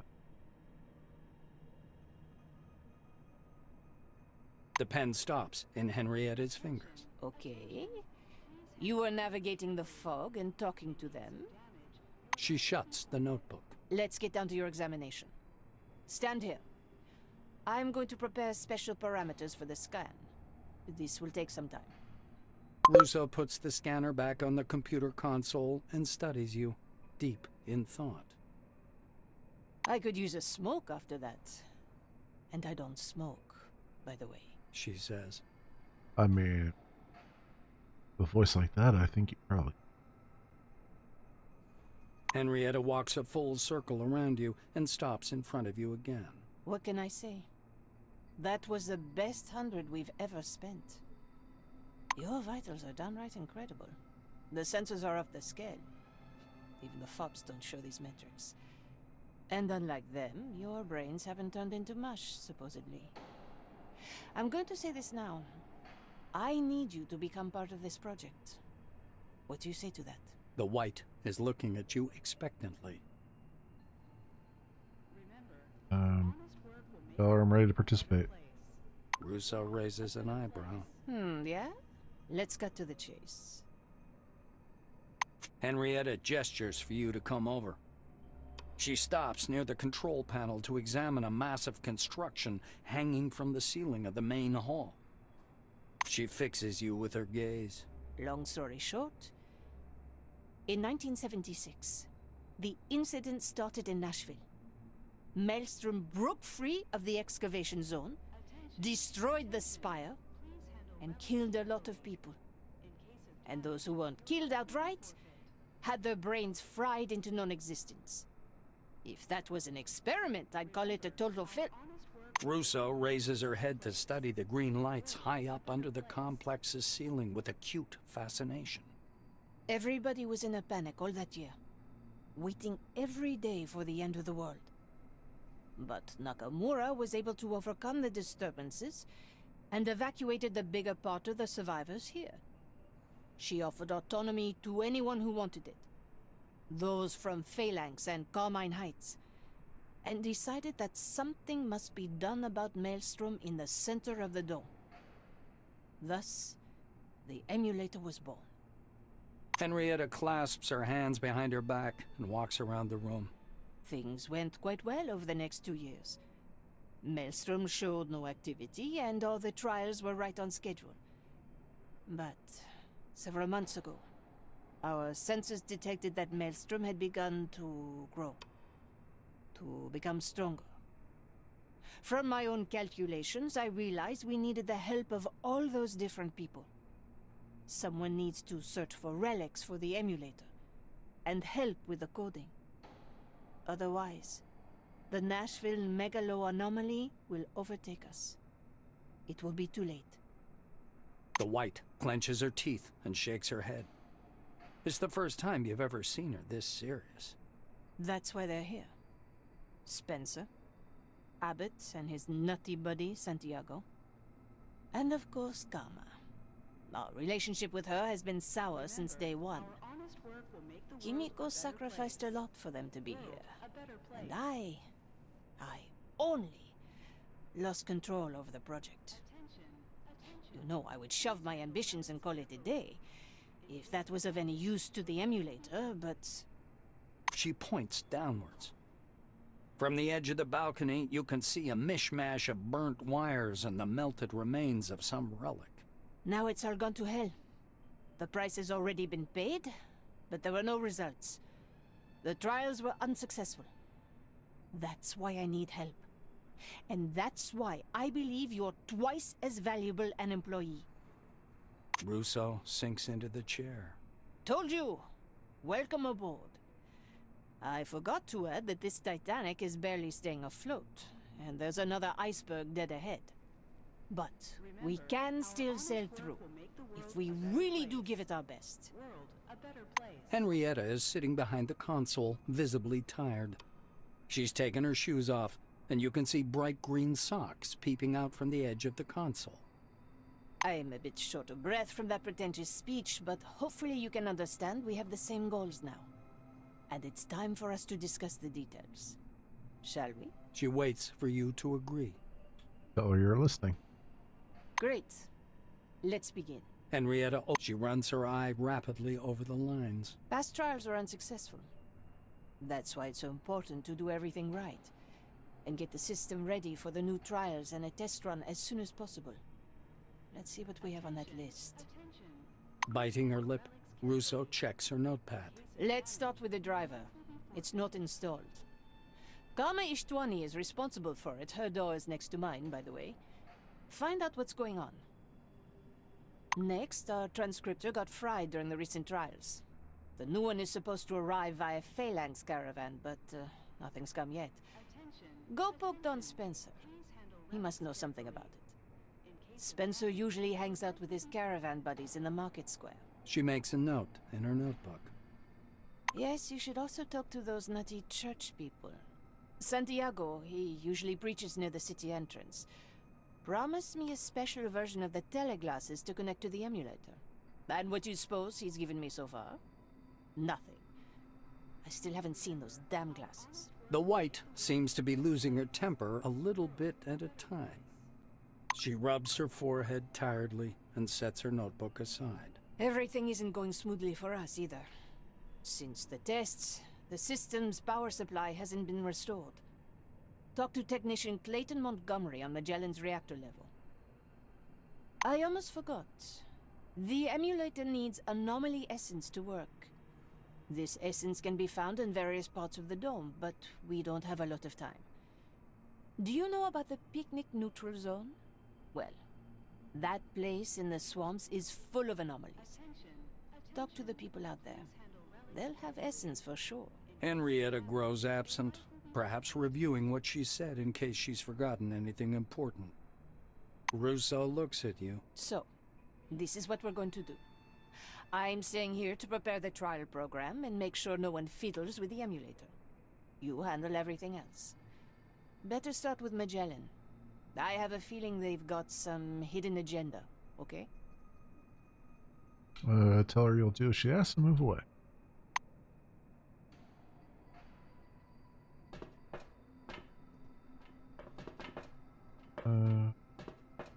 Craft.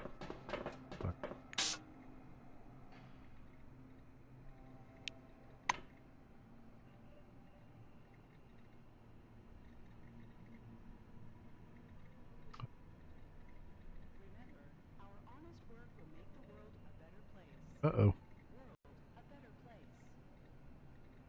The game has crashed. Wow. Okay. Well, that's the first crash I've seen.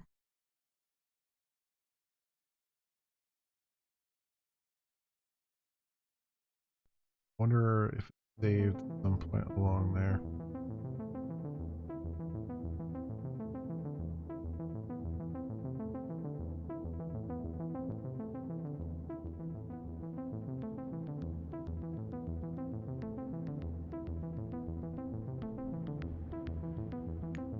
Continue and see what happens. I'm hoping it's saved after I, like it auto-saved after we're finished, maybe. No, didn't. I go through all that. Once again, eh? Alright. A lean woman is hunched over the console, Try to hair pulled back in make a all the tight same knot. choices we made before. You have an appointment and The badge of Russo follows your gaze. Baffled, she spreads her arms as if to embrace the entire hall. This is Emulator. The place they began to build immediately after Henrietta, That's why. So, first question. the white.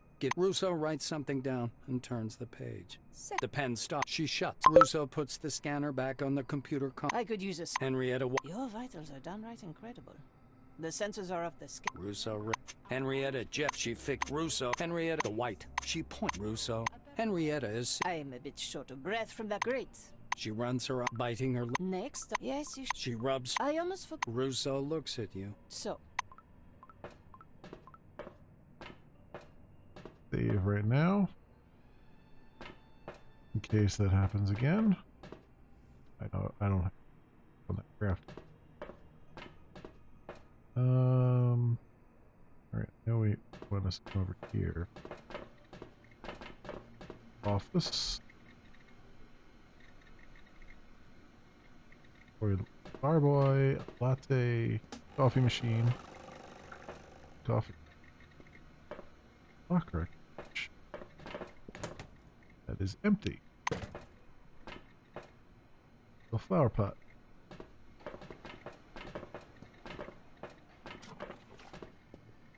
That has money in it. Read Afflicted Facts and Fiction brochure. Attention to all employees. Due to the increasing frequency of both incidents and questions which distract our scientific personnel from their important work, we're going to clarify a number of points regarding the so-called afflicted. Firstly, the afflicted, aka zombies, infected, white eyes, are employees of the committee like everyone else. They are not the living dead or urban legend. Yes, their minds have been damaged by Maelstrom, hence the name, but they're still people, alive, although not in the best of health. Secondly, yes, the afflicted can pose a threat to the health of other employees. Cases of aggression and even cannibalism have been regularly observed, so it is recommended not to make contact. Attention, the affliction is not transmitted through bites, blood, or other bodily fluids. Simply another myth, and anyone spreading these lies will face appropriate penalties. Thirdly, there is still hope that the damage done by Maelstrom can be halted or even reversed. Simply put, the committee takes care of all its employees, no matter their condition, and is working tirelessly on a cure. Therefore, only non-lethal means should be used to subdue the afflicted. Murder is not encouraged, although not condemned if required due to force majeure.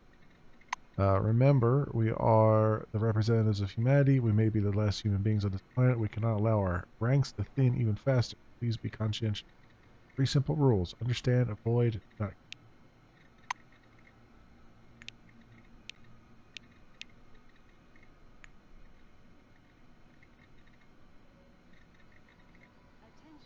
Search the file cabinet. Without him caring. Alright, sure.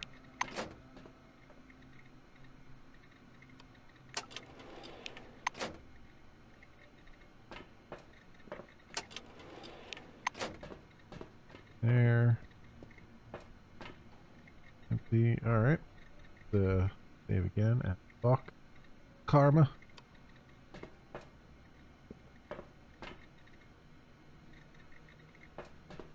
A plumpish woman in a white coat is sitting at a table surrounded by screens. Her fingers fly rapidly over the keyboard, the sharp click of the keys like distant gunfire. As you approach, the clicking of the keyboard stops, and the White raises her eyes to study you. She doesn't seem angry or irritated, but her glance is so cold it gives you chills. Without a word, she returns to her work, as if you didn't exist. Introduce yourself and tell her you'll be working together on the emulator project. The keyboard noises stop. Karma Ishtwani. Nice to meet you, She says indifferently. The White offers you her hand, but retracts it the moment your fingers touch. Hers are cold as her dead eyes. The keys begin their interminable clicking again. The clicking stops, and Ishtwani grabs your sleeve. I will ask you a few questions and then you are free to go. She looks at your badge, apparently recognizing your name and rank. Are you connected to other project participants somehow? Any intimate relationships? Friendship? Family? Tell her there's no connection.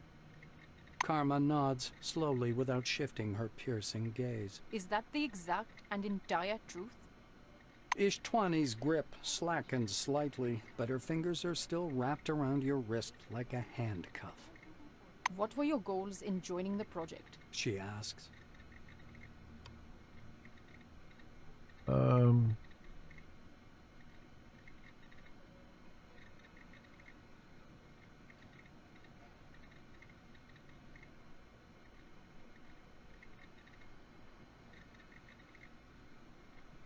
I admit you're convinced you bring extraordinary value to the project? Ishtwani looks at your badge again. I see. I'll verify what you've told me. The White releases your hand. I appreciate your answers. You may leave. You're distracting me from my work. Say you need drivers for the emulator? Still silent, Karma returns to her computer and resumes tapping away on the keyboard.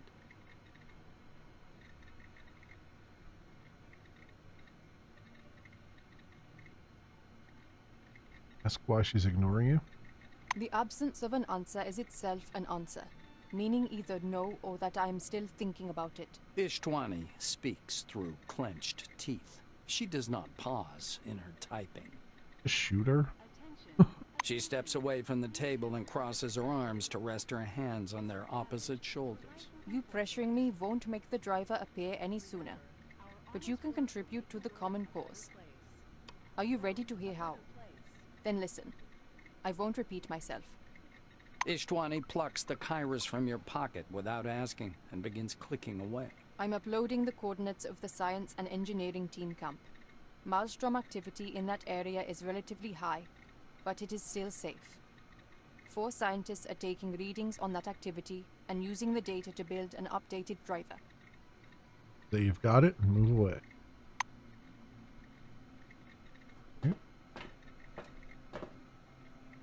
Go for your briefcase. And take your money, because you are a pain in the butt.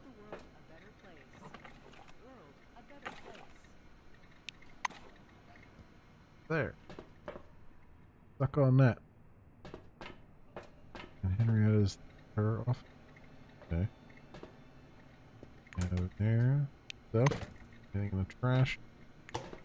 No. Tape for you. Mechanism rustles while rewinding the tape.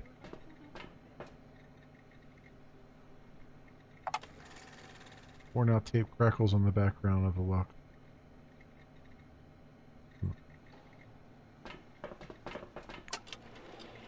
Crusoe's computer password.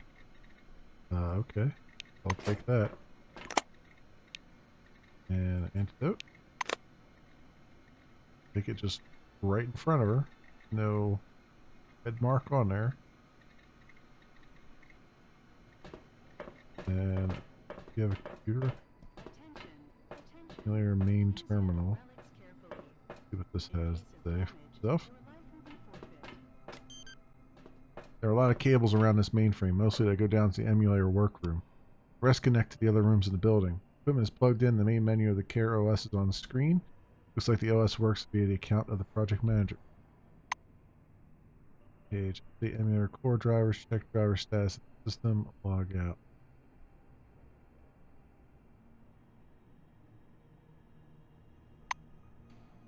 There's a scanner connected to one of the mainframe consoles used to examine patients who came to the emulator. Its green beam slides up and down over you. Message blinking on the terminal monitor. Scan the project participant.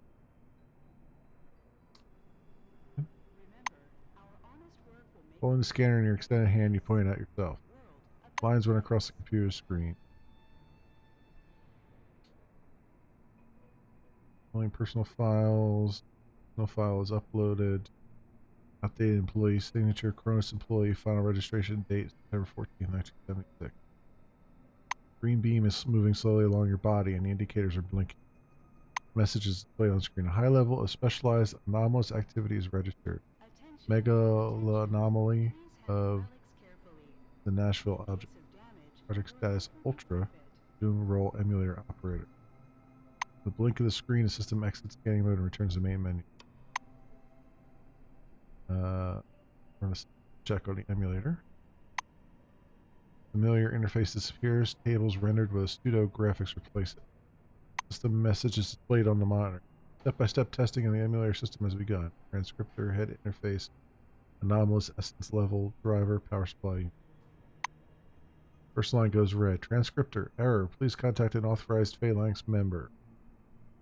Second line goes red. Head interface, error. Please contact an authorized member of the church. Third line goes red. Anomalous essence level, error. Please contact an authorized picnic neutral zone member.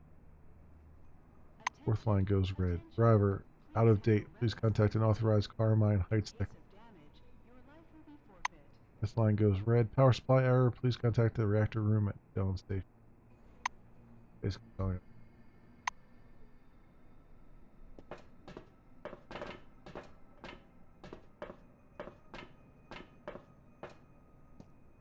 In here.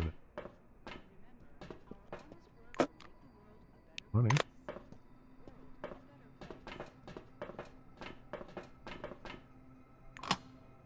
Like there, oh, there's a crafting bench there. There. Anything in the trash? Yep. Parts in the trash. Cabinet. Goes. Locker. Nothing. Anything that I can craft in here? Auto hack. Portable tool for hacking computers, public terminals. Oh.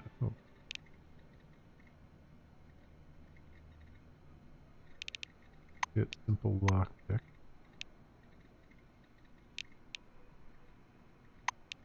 Get craft all. Craft all too.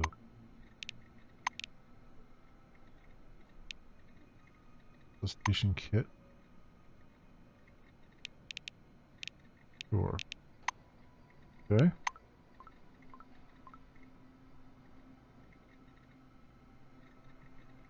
Gonna be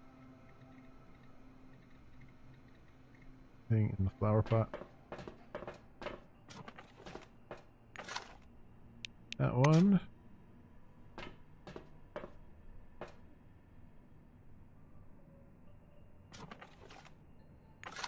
Oh, that flower pot had money in it. Alright, so first. Sebastian. Glad to meet you. A thin man with a broad, bald spot is excitedly scanning a small relic hovering over the table. You've definitely seen this thoughtful man in a white lab coat somewhere before. I remember where you know him from. Finally, you recall his name, Sebastian Van Olden. He was the instructor at Concord who taught you how to use the scanner. Wait until he finishes his work. Pulling himself away from his work, he adjusts his glasses slightly and squints at you. I want to make this perfectly clear. I don't have time for idle talk, so keep your questions brief and I'll do the same with my answer. Find out how the instructor from Concord ended up on the emulator project. Van Olden goes pale. Let me make something clear. I'm a published professor with a doctorate from the University of Bern in Switzerland, not some grade school instructor. Sebastian angrily smooths down his frizzy hair, which springs back up at once. I fulfilled my responsibilities as a conqueror just fine. The initiative to provide those briefings was mine. I wanted it done right, so I did it myself, as the adage goes. You ask how I got here? Unlike you, Russo has a keen eye for ability and potential. Does that answer your question? Crosses his arms and clears it. Ask him what he's working on. Scientist points at the relic. I analyzed the magnitude of the relic field in order to track correlation with Maelstrom's abnormal activity. I should note the activity has been growing steadily of late. Did you ask what I'm busy with? Busy is the exact right word in this context. I am busy, understand? Light returns to his relic. He has no interest in conversation. See ya. Yep.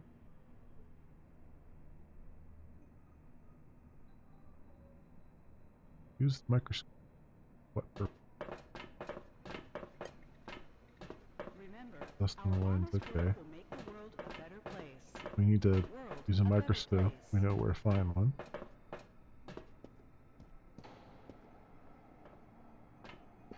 Now, if I had...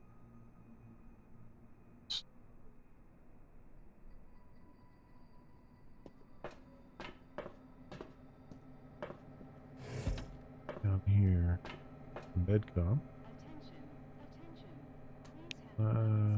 Okay. First from your team. Sparrow. Yeah, but okay, reluctantly approach.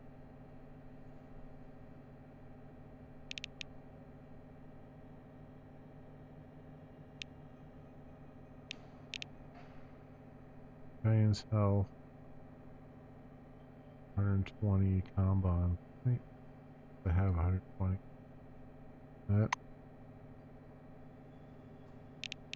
No.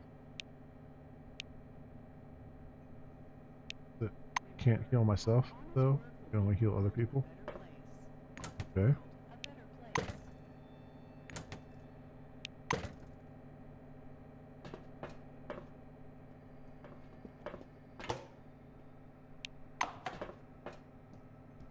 Proper.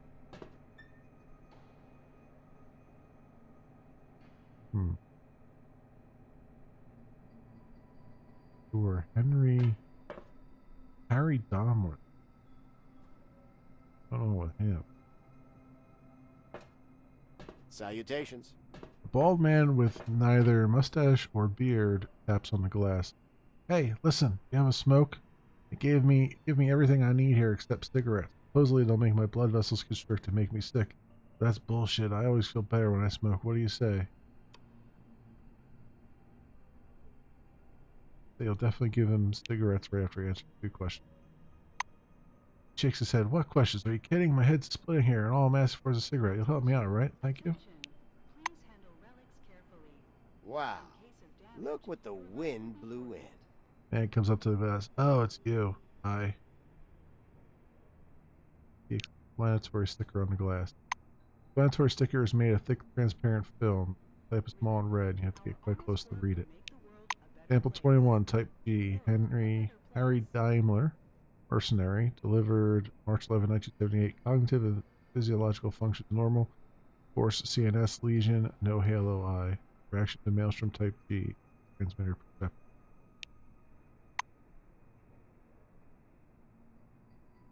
What happened? William Tagg.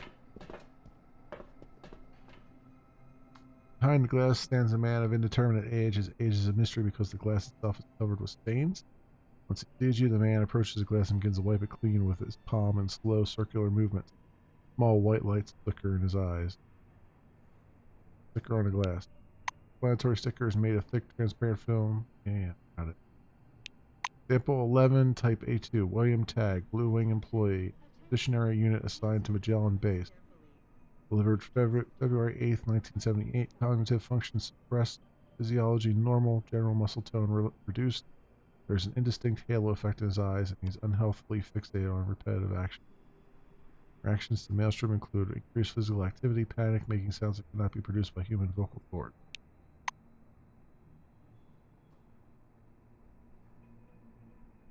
Sandra. A woman with faded, greasy hair is standing in front of the window. She's frowning, and though her head is slightly lowered, her gaze follows your every move. Tiny white lights are flickering in this woman's eyes. For a moment, one could mistake the effect for an unhealthy shine, but you've already met people with this condition. Yellow. Sticker on the table. Small red letters are printed to transparent film, glued to the glass. You have to strain your eyes to read them. Sample 6, Type A. Sandra Malverde, Silver Wing employee, warehouse, Ankara base. Delivered June 17, 1978. Cognitive function suppressed. Physiology normal. General muscle tone reduced. She suffers moderate halo eye, nightmares, anxiety. Reacts to maelstrom with increased activity and aggression. So, do I have... Where's got... Psyche of... That work? That... Oh, I haven't picked up her. So you got Psyche 4. Number 7. 5. I wonder if it just takes into account all of your companions. If I do, and I have the increase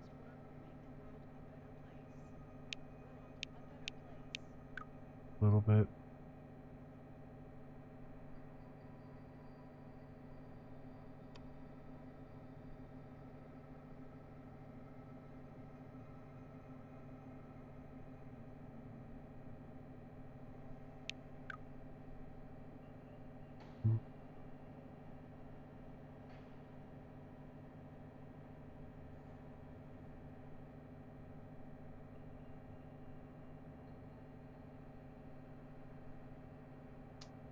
Sure. And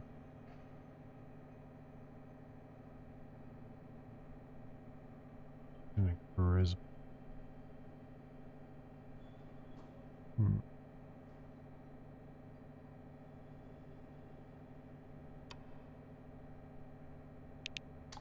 Don't have anything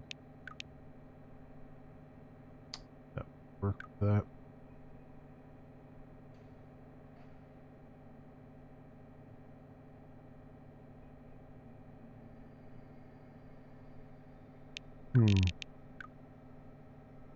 Okay.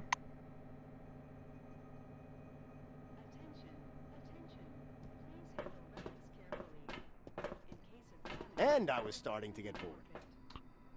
Give him some cigarettes. Push the pack of smokes through a small gap under the glass. The man grabs it happily and tears the foil wrap away with trembling hands. Takes out a lighter, lights up, and takes a long, leisurely drag. Ooh, there truly is a god up above. He rests one palm on the glass. Thanks, man. High five. Yeah, there you go. By the way, my name is Harry Daimler. What is it you want to ask? Find out why he's sitting there. Harry spreads his hands. They pay decent money, but it's really boring in here. Experiments are like a holiday. That's how we even got here.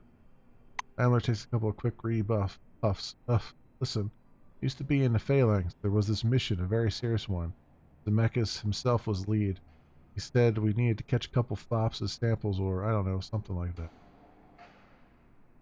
Reach to the dome are controlled by a gang of fops that sprang up in the barrens after the incident.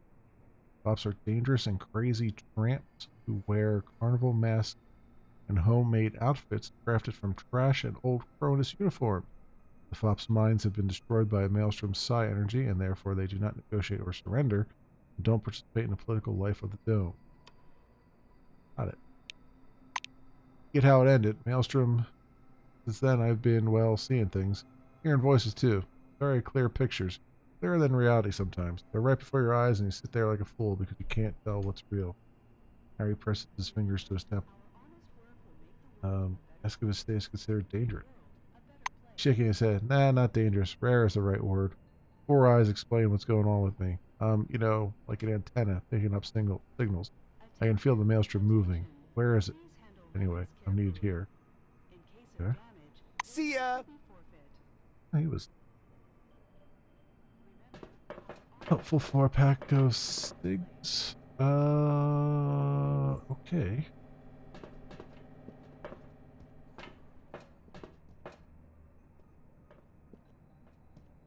storage room here.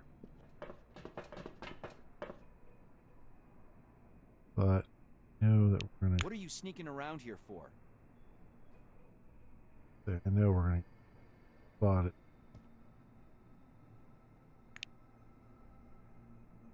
If I can even do it.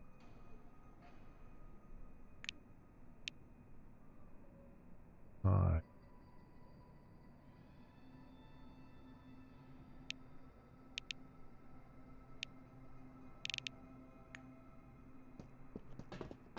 Alright,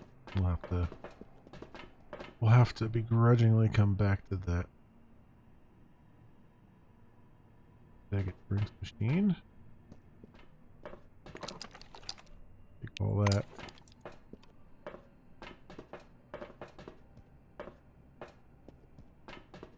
So that's one that's working. Alright. So definitely want to get in there at some point. I'll have to figure out a way.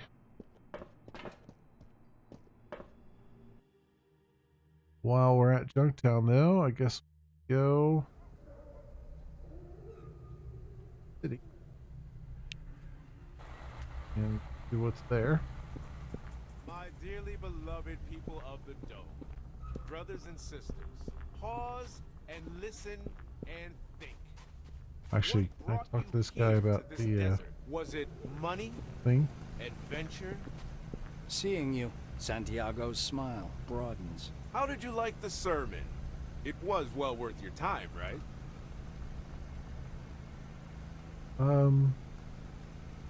Both enjoyable and fascinating. The corners of the Reverend's mouth rise up to the limit his facial muscles allow and quiver with tension. I didn't expect that kind of answer, but now I do expect you to become a regular guest of our humble meetings. You're always welcome here. Please remember that. He puts a friendly arm around your shoulders. My dearly beloved... Seeing you, Santiago's smile broadens. How did you like the sermon? It was well worth your time, right? Say you come from Henrietta Russo and you need teleglasses for the emulator. The Reverend continues to smile, but his eyes are moving behind the black glasses. Santiago is examining you closely.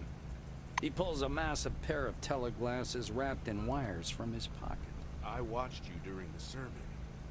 I'm not surprised that Henrietta chose you. Her instinct for people with potential has always amazed me. Santiago hands you the device. Here, say hello to Henrietta for me. Alright, best can leave. My dearly beloved people of the Dome, brothers can I and scan sisters. these? No.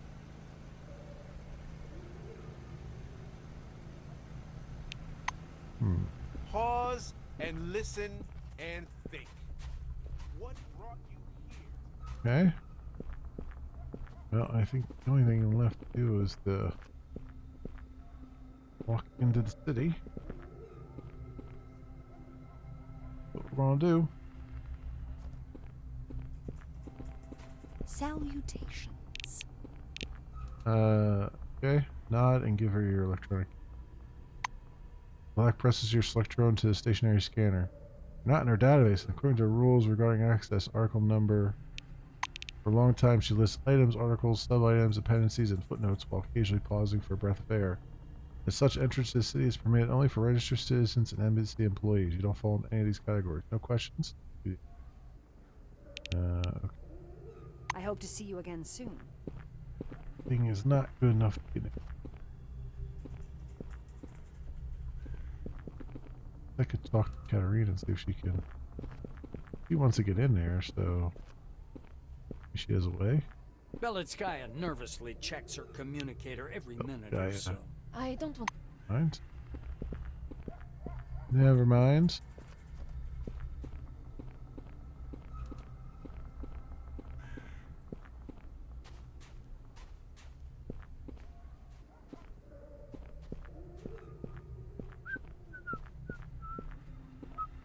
We could, I think the closest thing to do is head to their,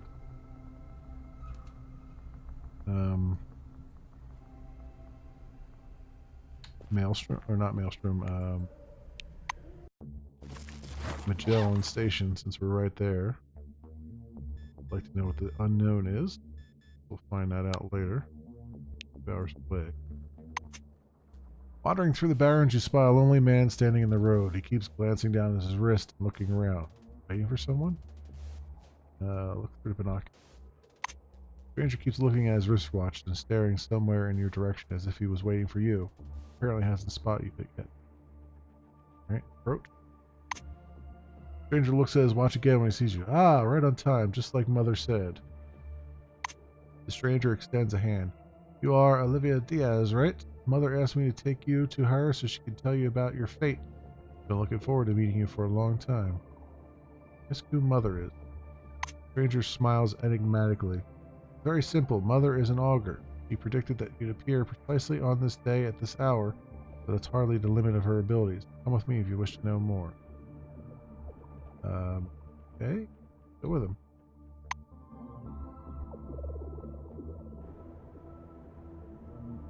Feels like an ambush. We'll see. Oh, it's a trading post.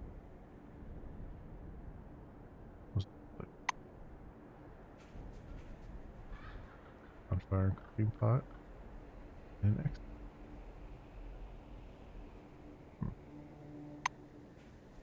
I say.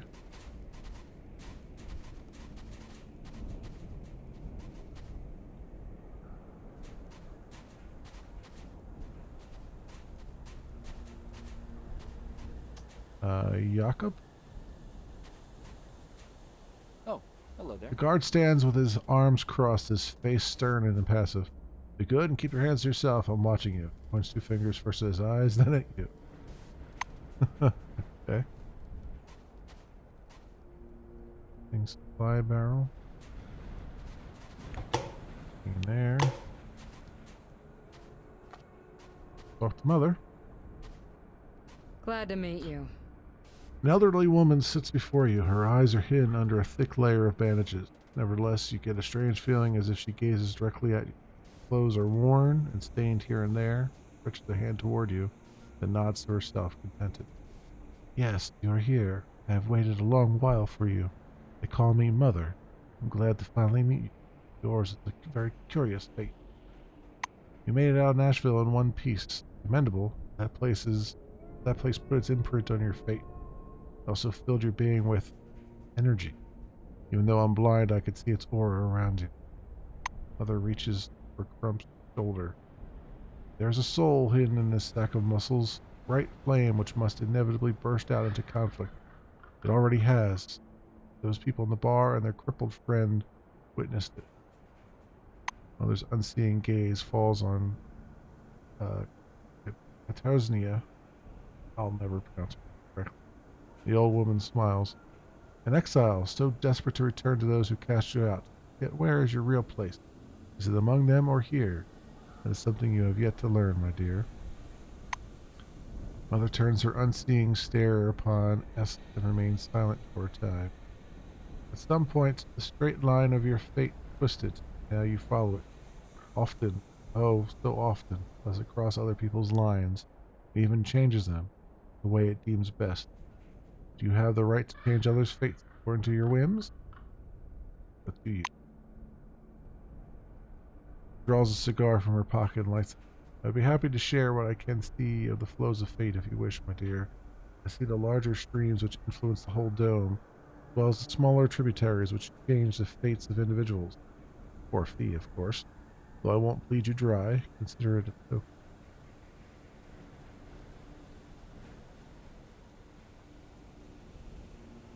Ask her to foretell the dome's future. Scarlet Man wants his voice to rumble over the earth. He will put his voice in your hands, and you will carry it through the street. You can't refuse, but you don't have to try hard. Mother nods her head as if she's very pleased with her own protection. Question Mother about her past? Chuckles. You ask about anyone's future but their own, my dear. It is your decision, of course. What do you wish to know? I should learn to tell the future. Woman laughs. Of course, learned. What a thing to say. One doesn't learn to do such things, my dear. But I would rather keep the secret of my gift, alright? She lost her sight. Mother chuckles. Everything has its price in this world. My vision was the price of my gift.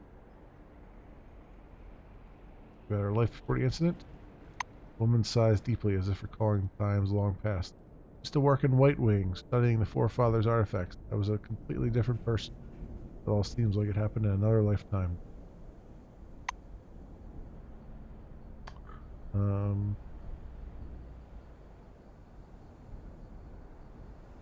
We're done there. I think we're done there. A potato and some water. Bag there. Feller. Big circle up here, which we believe that there's probably some loot or something back here.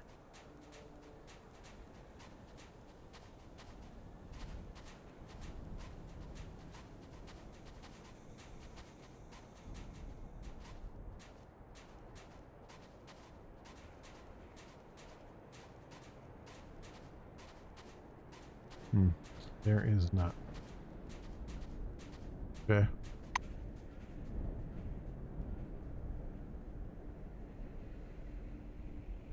Well, maybe. Go over here.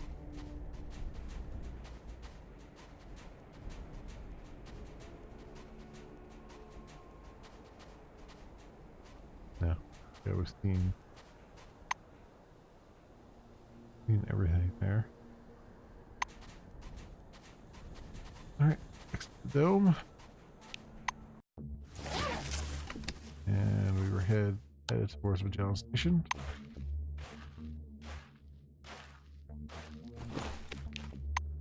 Specifically the parking lots.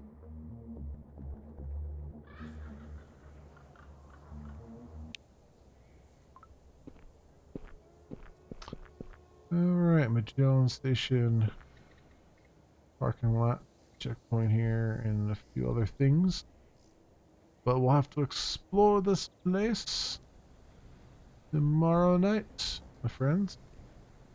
I'm gonna stop right there. For those who'll be watching the recording on the YouTubes when it eventually goes up, thank you so much for watching, and I will see you next time. Those on stream, thanks for hanging out and keeping me company and all of those things. As I said, I will be back tomorrow night. Same bad time, same bad channel. For some more Encased. And then Thursday and Friday, I'll be back into the Ascent. And I think what's Saturday and Sunday we'll be back in Star Citizen, because I don't think I think it's next week that New World starts on the 28th, but I won't be jumping into New World until not this Saturday coming, but the next Saturday. So it'll be like Saturday will be New World, and then Sunday will be Star Citizen. I think for now, at least for a little while anyway, until I, get tired of New World maybe or something. We'll see. But yeah, that about does it, I would say, my friends. Thank you again so much, everyone, for watching. I hope everyone has an excellent morning, afternoon, or evening, depending on what it is for you. And I hope to be back here again in the future for some more stuff, whatever happens to Future Fancy. Until then, see you, bye.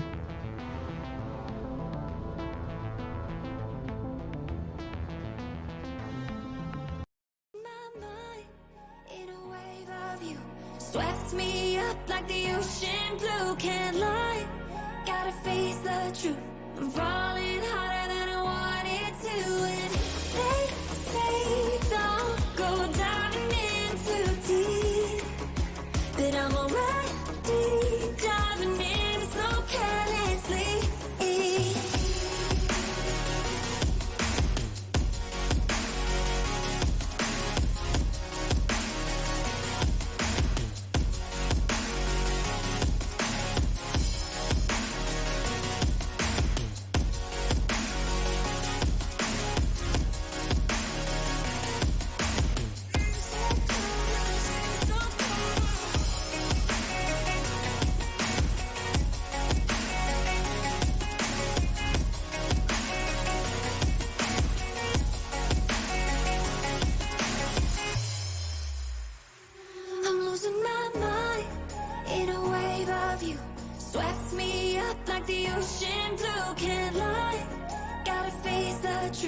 I'm falling harder than I wanted to, and they say don't go diving in too deep, but I'm already diving in so carelessly. Your tide is getting harder to resist, but I don't mind. Honestly, I could get used to this. My mind in a wave of you swept me up like the ocean blue. Can't lie, gotta face the truth. I'm falling harder than I wanted to, and they say don't go diving in too deep, but I'm already diving in so carelessly. Your tide is getting harder to resist, but I don't mind. Honestly, I could get used to this.